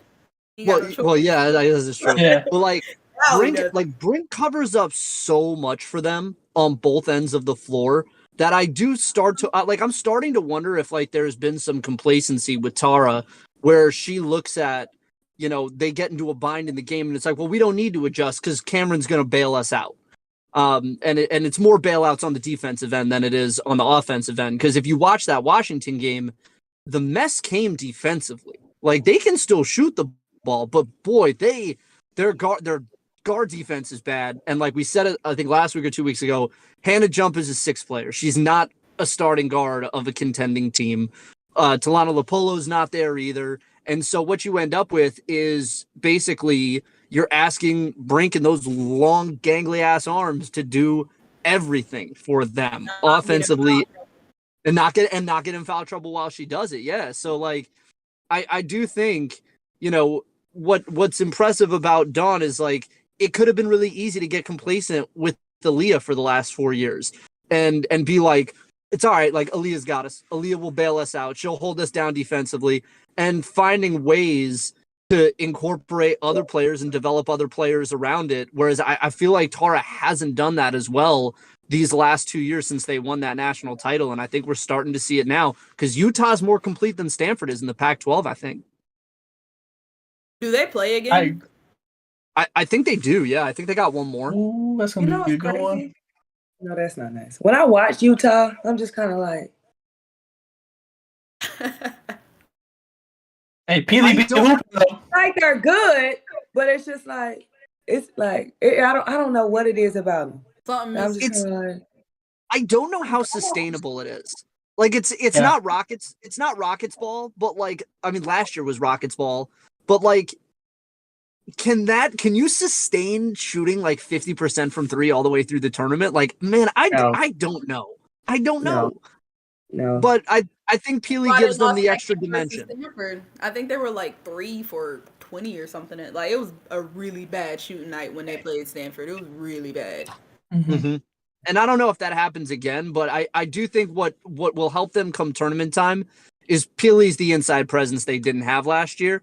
And you can rely on her to go inside and get you like gritty buckets if other shots aren't falling. And she's also a good enough passer that she opens up stuff too. Yeah. So I think Utah's the best team in the pack right now, and they deserve that 6th spot.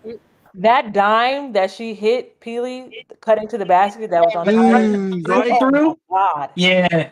It was tough.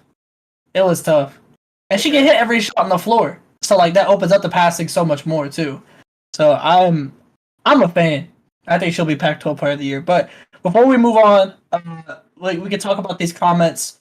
Not too long ago, let's see, when did this article come out? About an hour, 2 hours ago. Dawn Staley was, I guess she calls into a radio show and called in response to, there it is. And Gino, for anyone that did not see the comments, after the game, he said, I just couldn't keep quiet any longer. The technical was stupid, but I didn't say anything for a long, long, long time. If you want to bring Lou in and you could see the bruises on her body, it's just appalling what teams do to her now. It's not basketball anymore. I don't know what it is, but it's not basketball.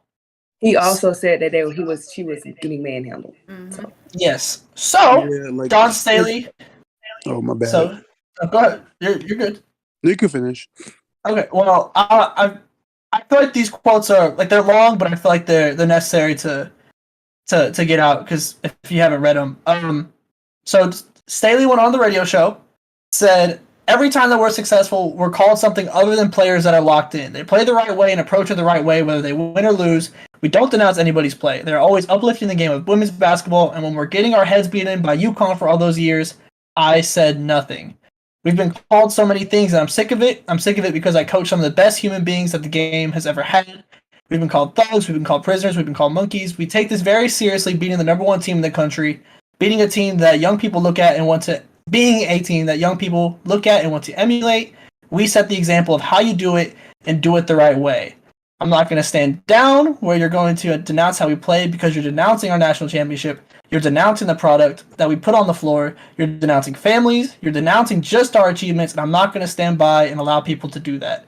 When you say it's not basketball, when you say your player has bruises on her body, our entire post players, if we unclothe them, you will see bruises. We play in the SEC. That's how we play, and we're not going to change it. Period. Yeah, like shit like that pisses me because one, I always say like. And I say this to anybody too. Like, even if I'm like in the gym by myself, it's a contact sport. If you're gonna complain, get off the court. You shouldn't be playing. Like, it's a contact sport. No, I'm just saying. That caught me off guard. Like, in general, I hate when people make that that comment, like, "Oh, I got a bruise." Like, it's a contact sport. You may end up with a couple of bruises. And then on top of that, like Dawn Staley said, like we all watch the same game. Like Aaliyah's been triple teamed all season. Quadruple teamed all season. Like that game specifically, you had people triple teaming Camilla as well. Like it's a physical sport. And if it's been happening all season, why did you decide to snap this time? What's the difference?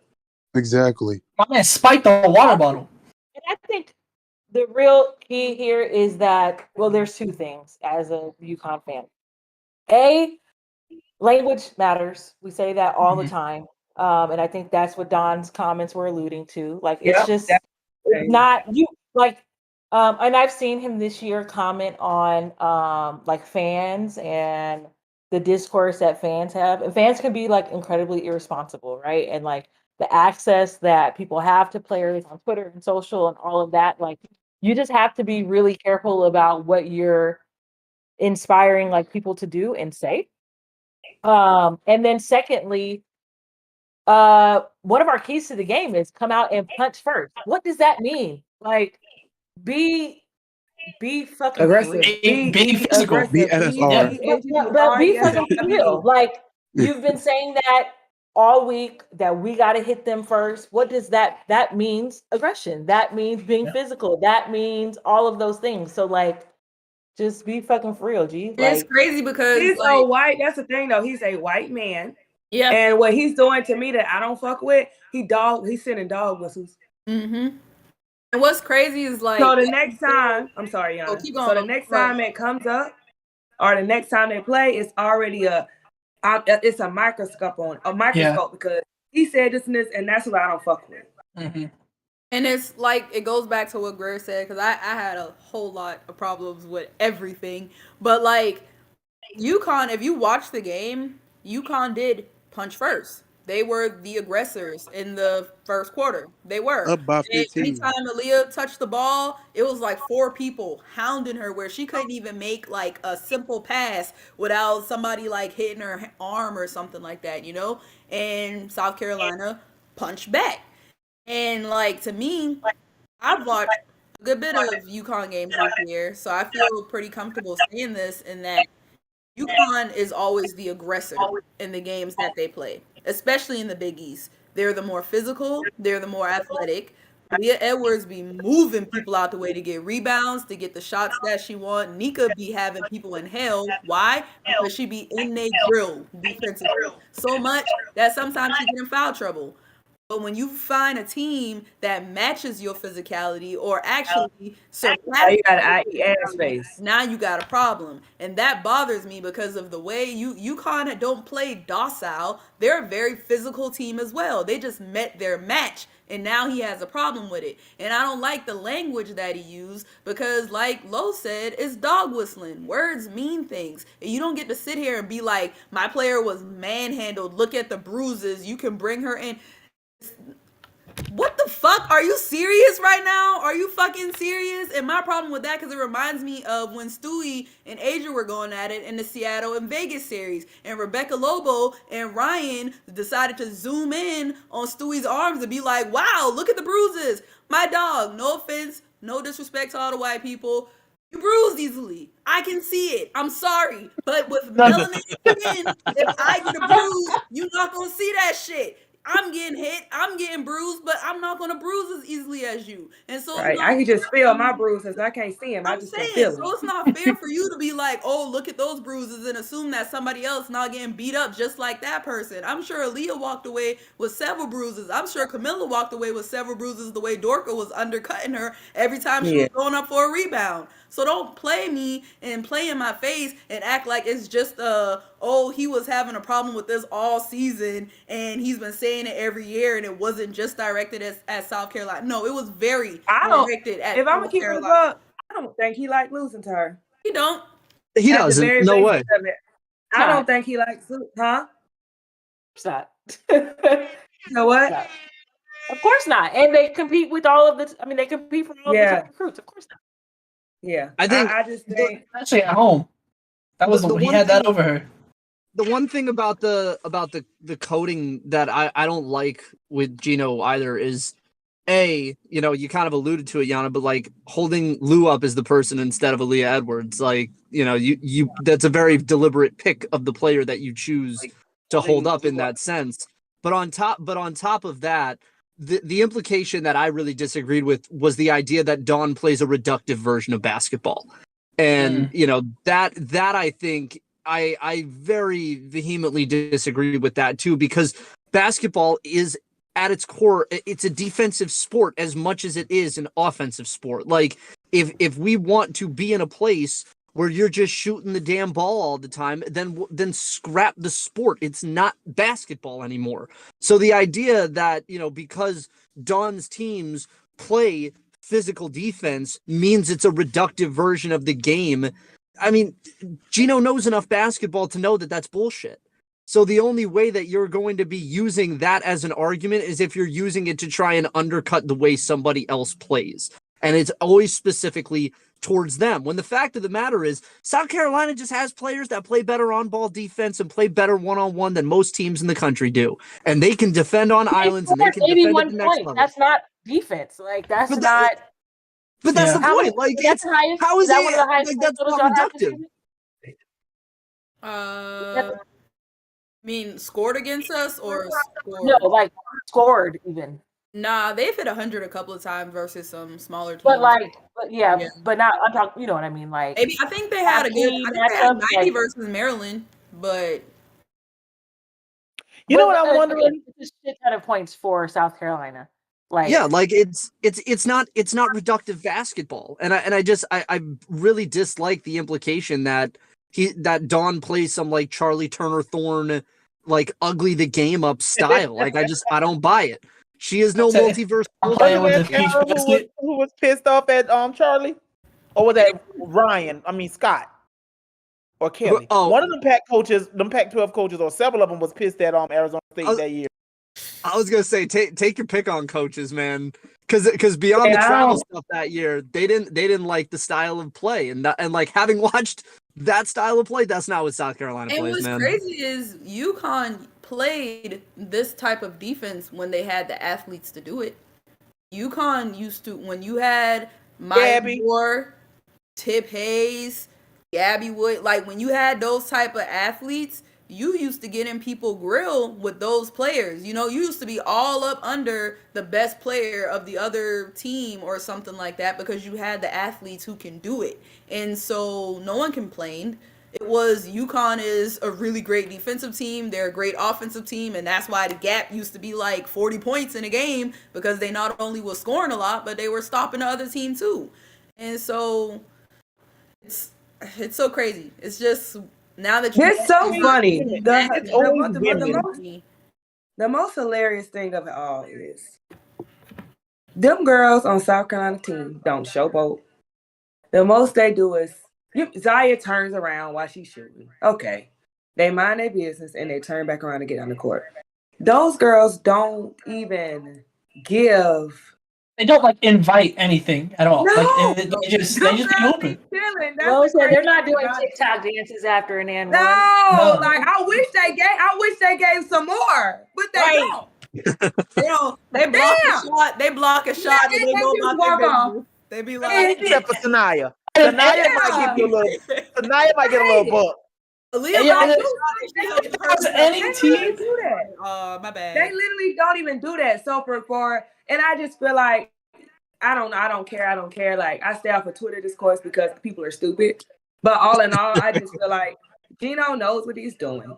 Gino knows what he's saying. He is aware of his privilege, not even just as a white man, but just as his status in women's basketball. He's aware of that, and I don't like it, and I don't like how people can't differentiate between what it is and what it's not. In Staley's article, she wasn't saying, "Oh, Gino, you directly said something directly about this." It's you need to watch your words and watch what you're saying because. But I would say watch, but I feel like he's doing it intentionally. I think he knows exactly what he's doing. I think he knows. I know that if I throw this water bottle on the court, nothing's gonna happen. If Don had threw a motherfucking water bottle on the court and charged at the ref. Oh yeah.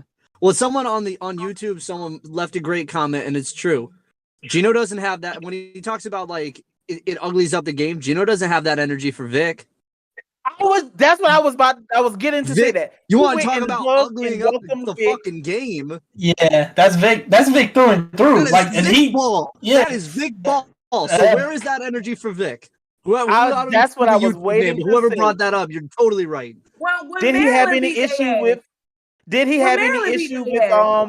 with did he mention something about Maryland and their celebration? Was it him that mentioned that, or was it the Celebration. fans? I'm talking about how they hoop. Right, He ain't to say about that. that's true. I know he don't really come for men like that. So old boy KG at Oregon, I don't recall him having an issue when Oregon beat this year. I don't recall him he congratulated, so excited and happy for Vic. But anytime it's been South Carolina, And I feel like Pat Muffet and Dawn. but here's the difference too. Those men, that was almost like a one-off. These women have really come for their spot. Like, next, you know what I mean? That's also a difference. Programs that are actually threats to what UConn has built up. Yeah, not I would say a threat because UConn Bingo. stink. But but I mean, like right now, it's like oh shit, like you know what I mean? But like but UConn will never feel oh shit about Oregon or Texas right now. But any of those other three, they actually battling for recruits. They battling they in that same tier, even though UConn solidified. I think though there too, Tyler. I think there's also within the white male coaches of women's college basketball. I think there is a certain fealty to Gino where he 100%. can allow getting beaten by them because they will they'll do the bow down shit at the end. Yeah, and I think it's an honor for them to be able to coach against them. I think with Don and Muffet and Pat, there is this, like you said, though, they're coming for the spot. They're like, I don't need to bend the fuck. Exactly. I don't have to sweeten my delivery for Todd. I mean, who's Todd? Yeah, please. But even Dawn, I feel like pays an adequate amount of respect to Gino and what UConn basketball means. I don't think she ever been disrespectful. I mean kiss his ass. They're the standard, yada yada yada. She never. It's just it's a shitty thing to be experiencing as a fan for sure. But then people gonna sit on Twitter and tell me that everything not about race. Yeah, okay. It sounds good. Are we good? Are we good on that? Yeah. Feeling good? His thoughts. Dang, we stayed on that for a while. That's all. But I think we should have. I think it's important. But big up, Shardy. We got accolades. Let's see here. Team of the week. Utah. The Utes. They got wins against UCLA, Oregon State, and Oregon. And Alyssa Peely been hoping. Averaging 25.3 points per day per game, and now first in the Pac-12. And I mean, I'm a fan. I'm a fan of Utah. I ain't gonna lie. I believe in Utah, and especially Peely, because I truly think Peely can do just about everything. On the offensive end, there's nothing that she can't do. I got something to say. I'm so sorry. Yeah, go ahead. Sabrina Ionescu knew exactly what she was doing. Oh, I forgot about that. Under that damn post with Lou. I don't like that. I don't. You got to read the room, boo. And I know you read it, but you did that shit anyway. And I don't like that. That's weird. Continue. No, I think that's fair. Because even with Cheryl, if she knew what she was doing, because she like, oh no, y'all not doing it. So let me say what I need to say right here. Sabrina, you're going to go under a tweet by whatever that you know is inflammatory, that you hear him going off like that. It's not even about Lou's game. It's not about how great she is. It's not about how good of a shooter she is. It's not about how good she comes off the screens, any of that. It is about her saying that she was manhandled by another player, and you bring your ass under that and say, I'm a fan of her. I love the way she plays. You be for real. And that's the tweet wasn't even highlights or anything. It was literally just the quote. It gave a LeBron tweet. It gave the LeBron I need to be in the mix tweet with no it was a dumbass thing to tweet. She missed it. She missed the 7 emojis at the end of the tweet. But the thing is, you're not gonna get me to believe that she had no clue what was going on. I don't buy it. Oh, I think that's fair. I think that's fair. And then to me, because of that lets me know that she is aware of every other thing that happens that her name gets brought up in. But you can continue now. I'm sorry, I needed to get that out of my chest. You're good. You're good. Does anyone else have any thoughts on that? Sabrina need to focus on making sure she's still a part of the team when the season starts. Big shot, Brina, baby. The Robert Horry arc is coming. Y'all ain't ready for that. Big shot, Brina. I don't even what's Big shot, Brina. I don't watch Batman, but what's like the fourth person in line? Like I know there's Batman and Robin. The Bat family. She's Alfred. Alfie. Damn. She used to be making sure all the jerseys nice and crisp, like Alfred be doing the suits. Go wash the jerseys. Damn. Can't talk her like that. God damn, I can't even defend her right now. I would like to say Washington would have made a good team of the week just because this is year 2 for Tina Langley. 3 straight wins. First win over Stanford since 2016 in a game no one expected. And I think she's turning that team into the right, kind of in the right direction. Mm-hmm. They were a team of the week contender for me. And also, is Rashard still on? Because I want to argue about X Factor a little bit. I think he is. So our X Factor. I'm right here. What you guys? All right. Well, let's get it. Let me announce it first, and then y'all can argue. Our X Factor of the week, Camila Cardoso, who she also had a pretty good game against Kentucky. 14 points. 13 points and 5 blocks versus Kentucky, but really it was for her performance against UConn. 17 points, 11 rebounds, 2 blocks, and just all around pretty much impacted that game. Sean, Andrew, y'all do your thing. Wait, hold on. Camila gotta get the purr with the R's, then like purr. I can't do it. Roll your R's, Rashard. Damn it. I headphones in. Rashard. Rashard's from the opposite side of Spanish Harlem. He can't throw those R's, baby. Use your tongue. More tongue. No, please. I take my headphones. That gave me like goosebumps, but I did not like that at all. I can't do it. I can't do it. Oh, just keep going. You're like growling in my ear. This is the worst ASMR I've ever heard. I'll mute you. You better get your shit out before I mute you.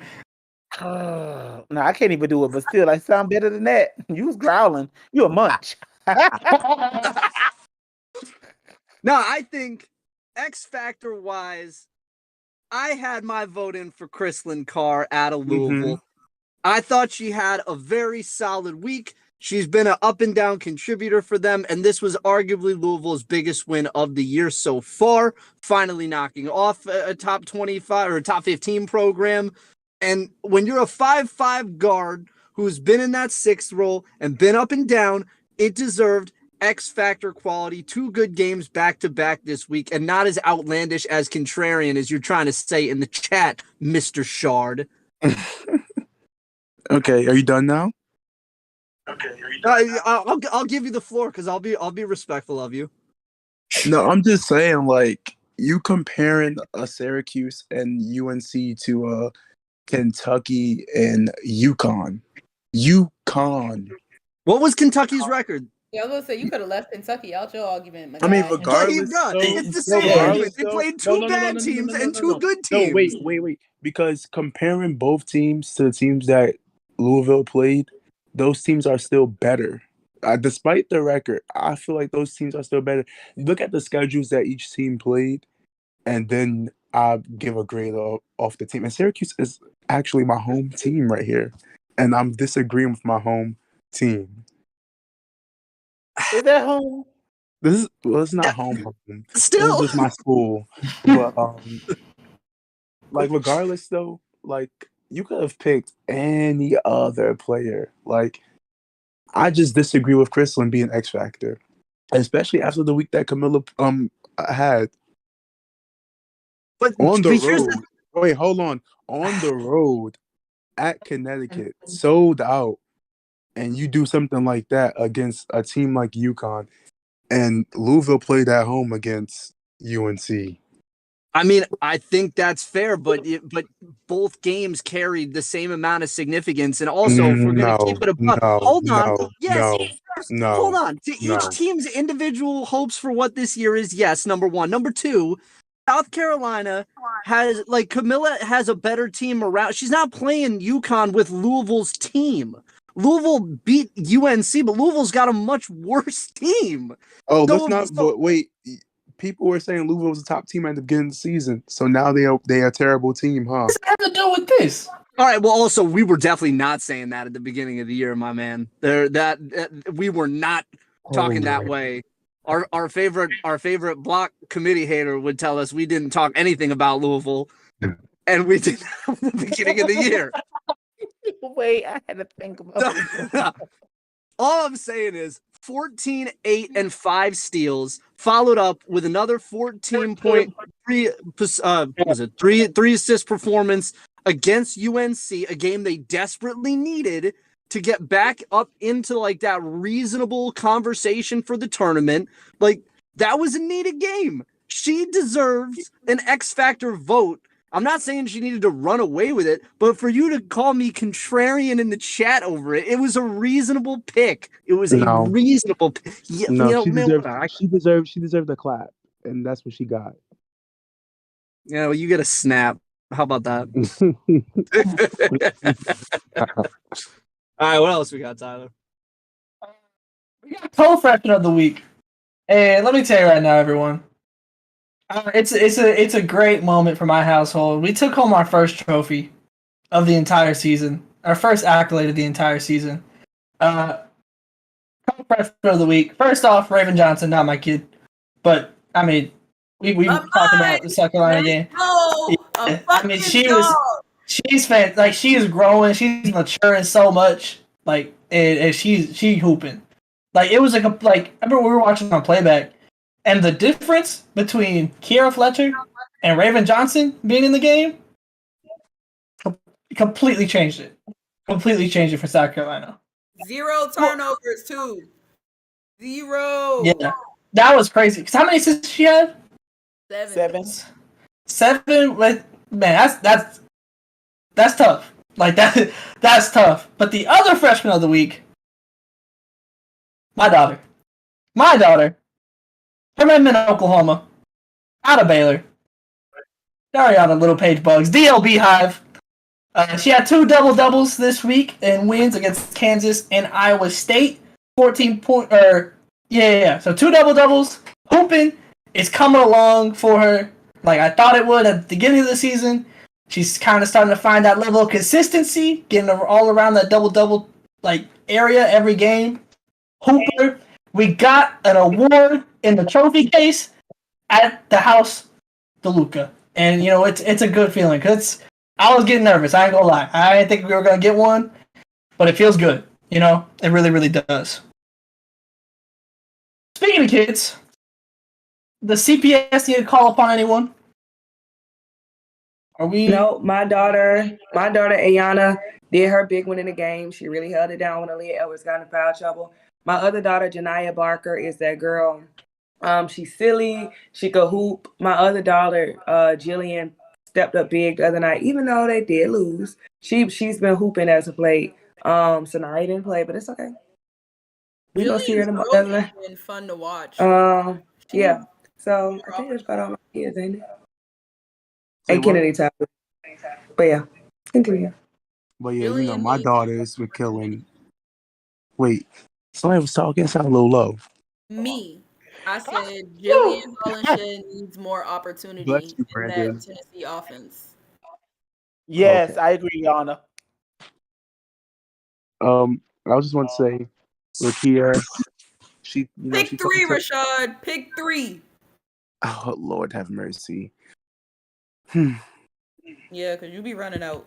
Okay, so I'm gonna pick the 3 that really went off. So Rakia went off. You know, she was popping her shit before the game, during the game, after the game. They lost, but she was going off. Diamond Miller went off on Ohio State. Mm-hmm. She turned it up in the second half. Obviously, we done talked about. Coach say something like, or her in the interview, she was like, "They want to be physical. I can show them physical, something." Yeah, something like that. And I was like, yeah. I had to be spicy.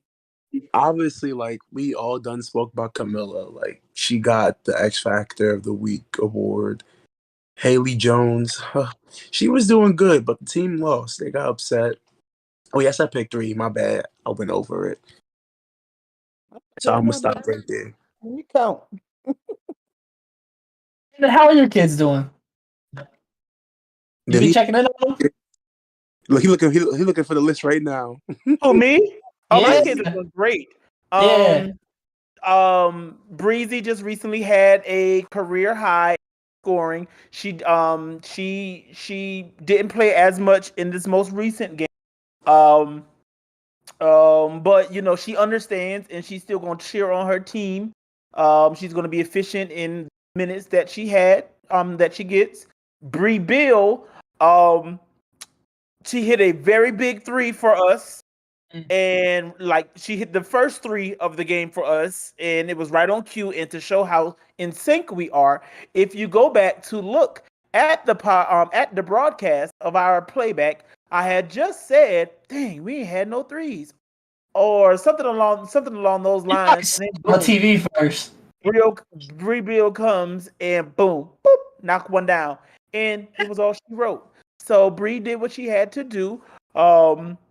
The girls have been trying to rag her, but I told her it's okay because Dad believes in you.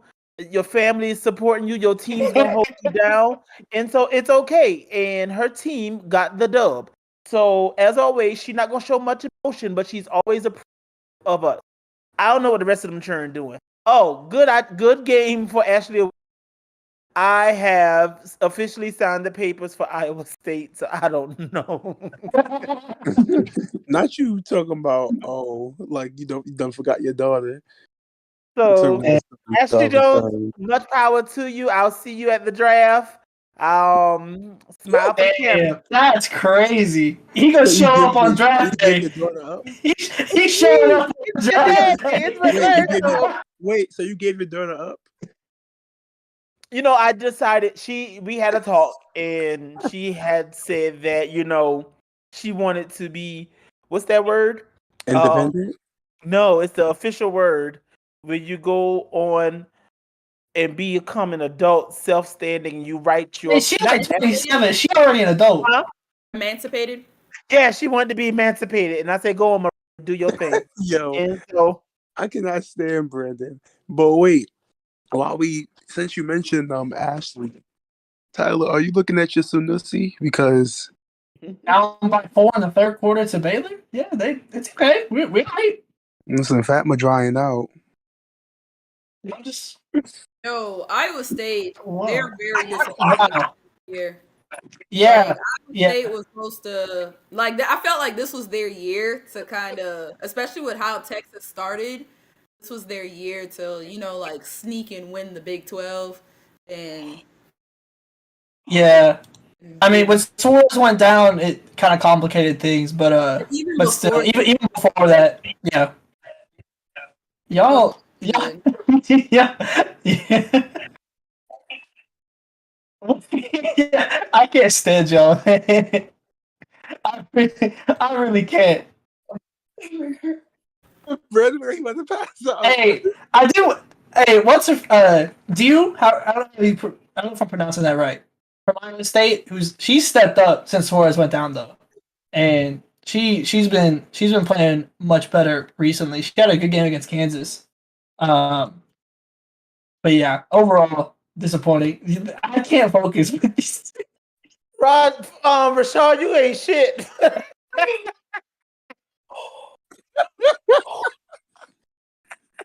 Cannot focus with. I'm lightheaded. I'm so sorry. What did I miss? I want to laugh. They let in Bickle. Don't repeat that, Rashard. They got repeat that. They Put got it in the chat. Caleb Bickle. Don't They got repeat Caleb that. Bickle out here shooting 8 of 9, 22 points, 4 or 5 from the 3. Like, yo, You mean to tell me Oklahoma doesn't have a big? You need to sign them papers that Brandon signed for Jones, because what the hell? Like, you got Bickle beating them. Bickle. You mean to tell me Oklahoma has a problem with bigs? I would have never. Who could have seen this coming? Baylor got a problem with bigs. Baylor don't even got depth. Like, come on. Like, oh, my cheeks are. I'm not gonna act like surprised here. Like it's Baylor, paining me right there in my Baylor, soft the only post Baylor got technically is Bickle, and she's like what 6'1". So I ain't trying to hear none of that. Because looking at the players that done played this game, Bickle is the tallest player at 6'1". Yeah, and none of our bigs that we have are defensive bigs. Oh man. Surprised, like you're not like this isn't a gotcha. This isn't a gotcha. Wait, so Caitlin Bickle is an offensive player now? I'm not saying she's an offensive player, but she's capable. Oh Lord, have mercy. So can we go to She chat ain't right never quick? do this Someone asked before. about LA coming for a 5th year. I honestly don't think so. And the only reason I say that either. because people like she and I know personally, people have reached out to me from some teams that could potentially have taken her as a lottery pick last season.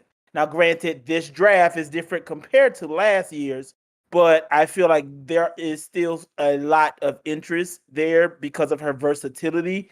I don't think she's going to come back. And those GMs and coaches have great conversations usually with the college coaches, and those college coaches pass that information on to their players.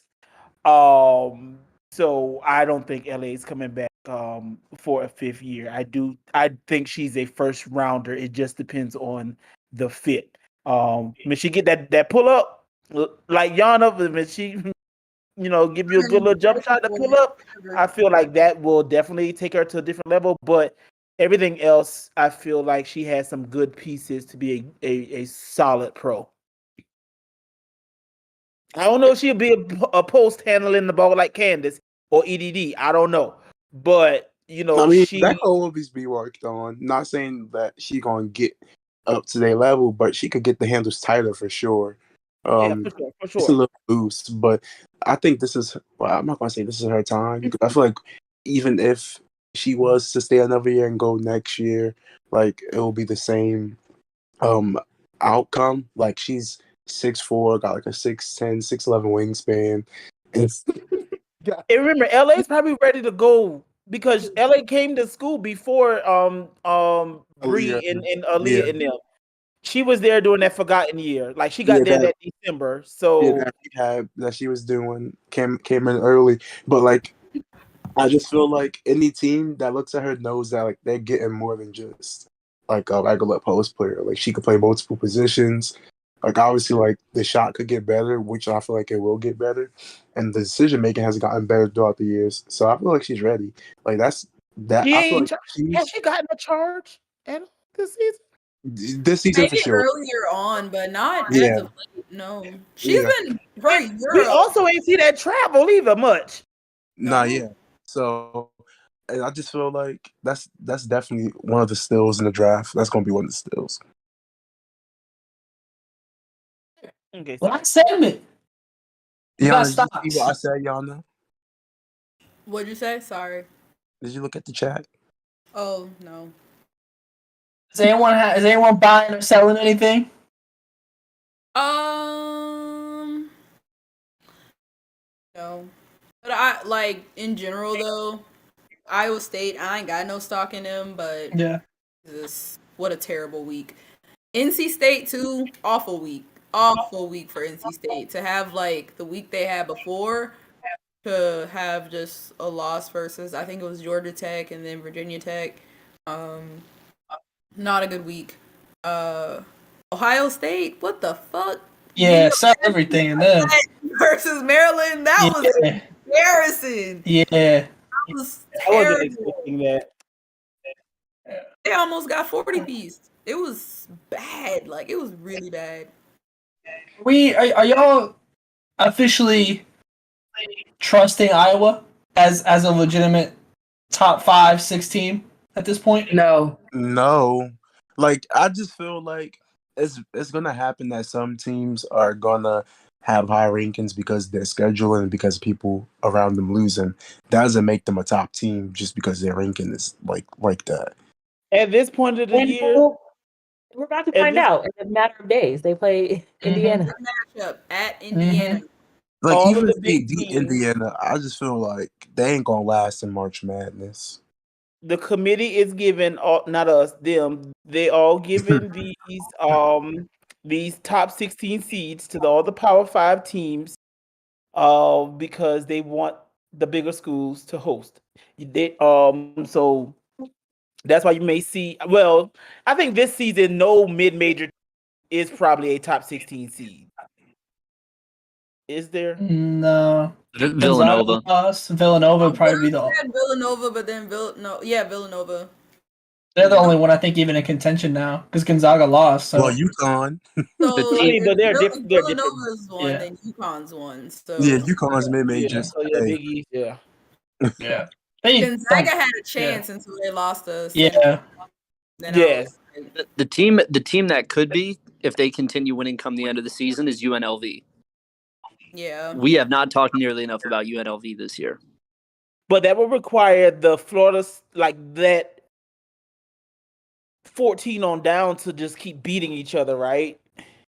It can, but if they keep doing that and a UNLV type of team keeps winning, it's doable. Like Mid-10 State would be like 18th this week if they didn't lose, you know?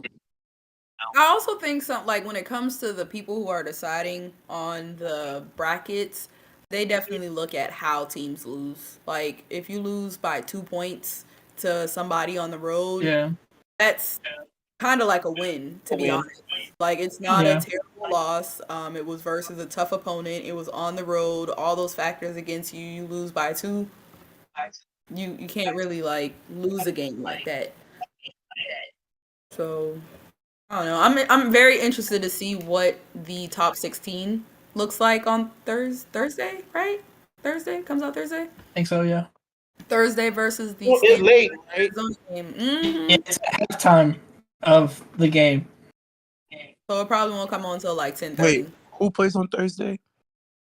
Indiana, Arizona. First, no, that's the second time. Oh yeah, you're right. Who was first? No, I thought it was halftime of the Stanford game, and then the second one was halftime of Tennessee and somebody else. Tennessee and South Carolina is the second one that'll come out.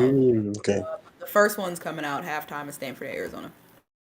Hopefully, Arizona give a fight because last time I didn't like that game. Well, with the trajectory Stanford's going in, it might actually be a good one. Yeah. Because Arizona, they look gassed the last game. Like they look tired as hell. They're not deep. That's their problem. Yeah, even they should be deeper than they are. But they're not. Even like Esmery, like in the early minutes, looked like she was tired. She was doing she was playing the best out of the rest of the players. But the early minutes, I saw she was walking, calling for a sub. The coach was not calling the timeout. I agree. Got to get deeper.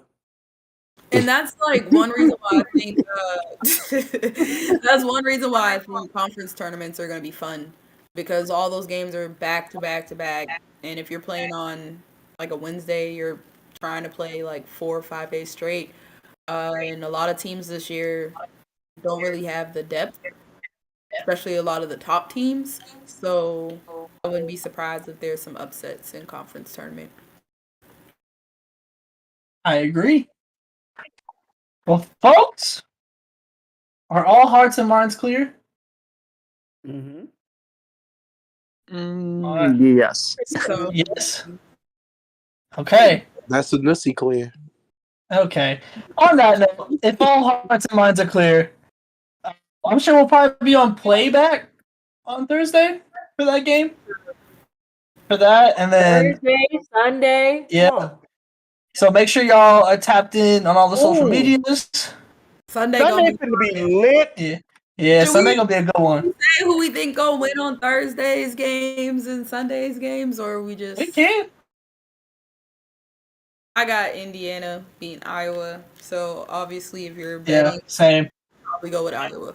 But I think I got Indiana winning that one. Yeah, we both were Iowa. We both were picking Indiana. Yeah. Iowa's probably gonna win if me and Tyler are picking Indiana. So if you're betting, I'm really gonna be watching Zanano and Holmes, Zanano versus Holmes, because Zanano has made it on some of those year-end lists for Player of the Year, if I'm not mistaken. And I'm like, what? Yeah. Mid-season Player of the Year list. Yeah, and if I'm Mac Holmes, I'm like, nah. Let me show you. Let me show you what a real player of the year look like?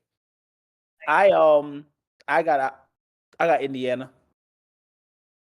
They about to shoot them lights out and a piece of defense. And it's at home too. And I think Indiana Yeah. has like a winning Oh, streak.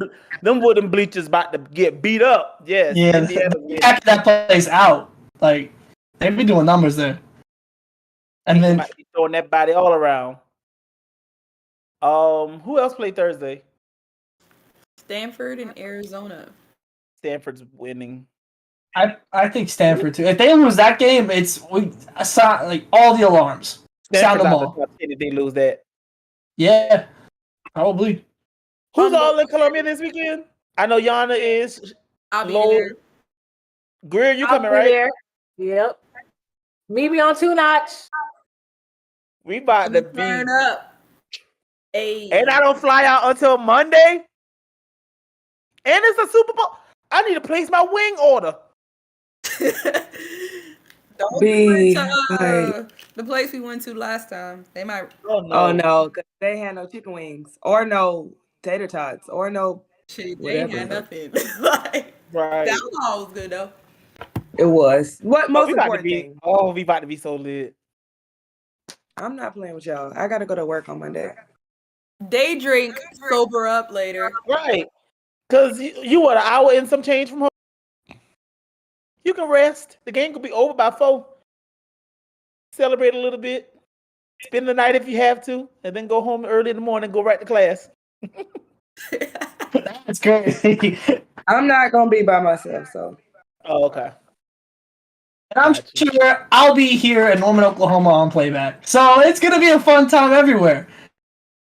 Yes, drink your apple juice. Sweet Tea gonna go crazy. We gonna be turning up here. My heart and mind are clear. Mine is too. hey y'all. We good? All right, everyone. Be on the lookout for playbacks on Twitter, and we'll see you around. Adios. I need to make a What? gif out of this.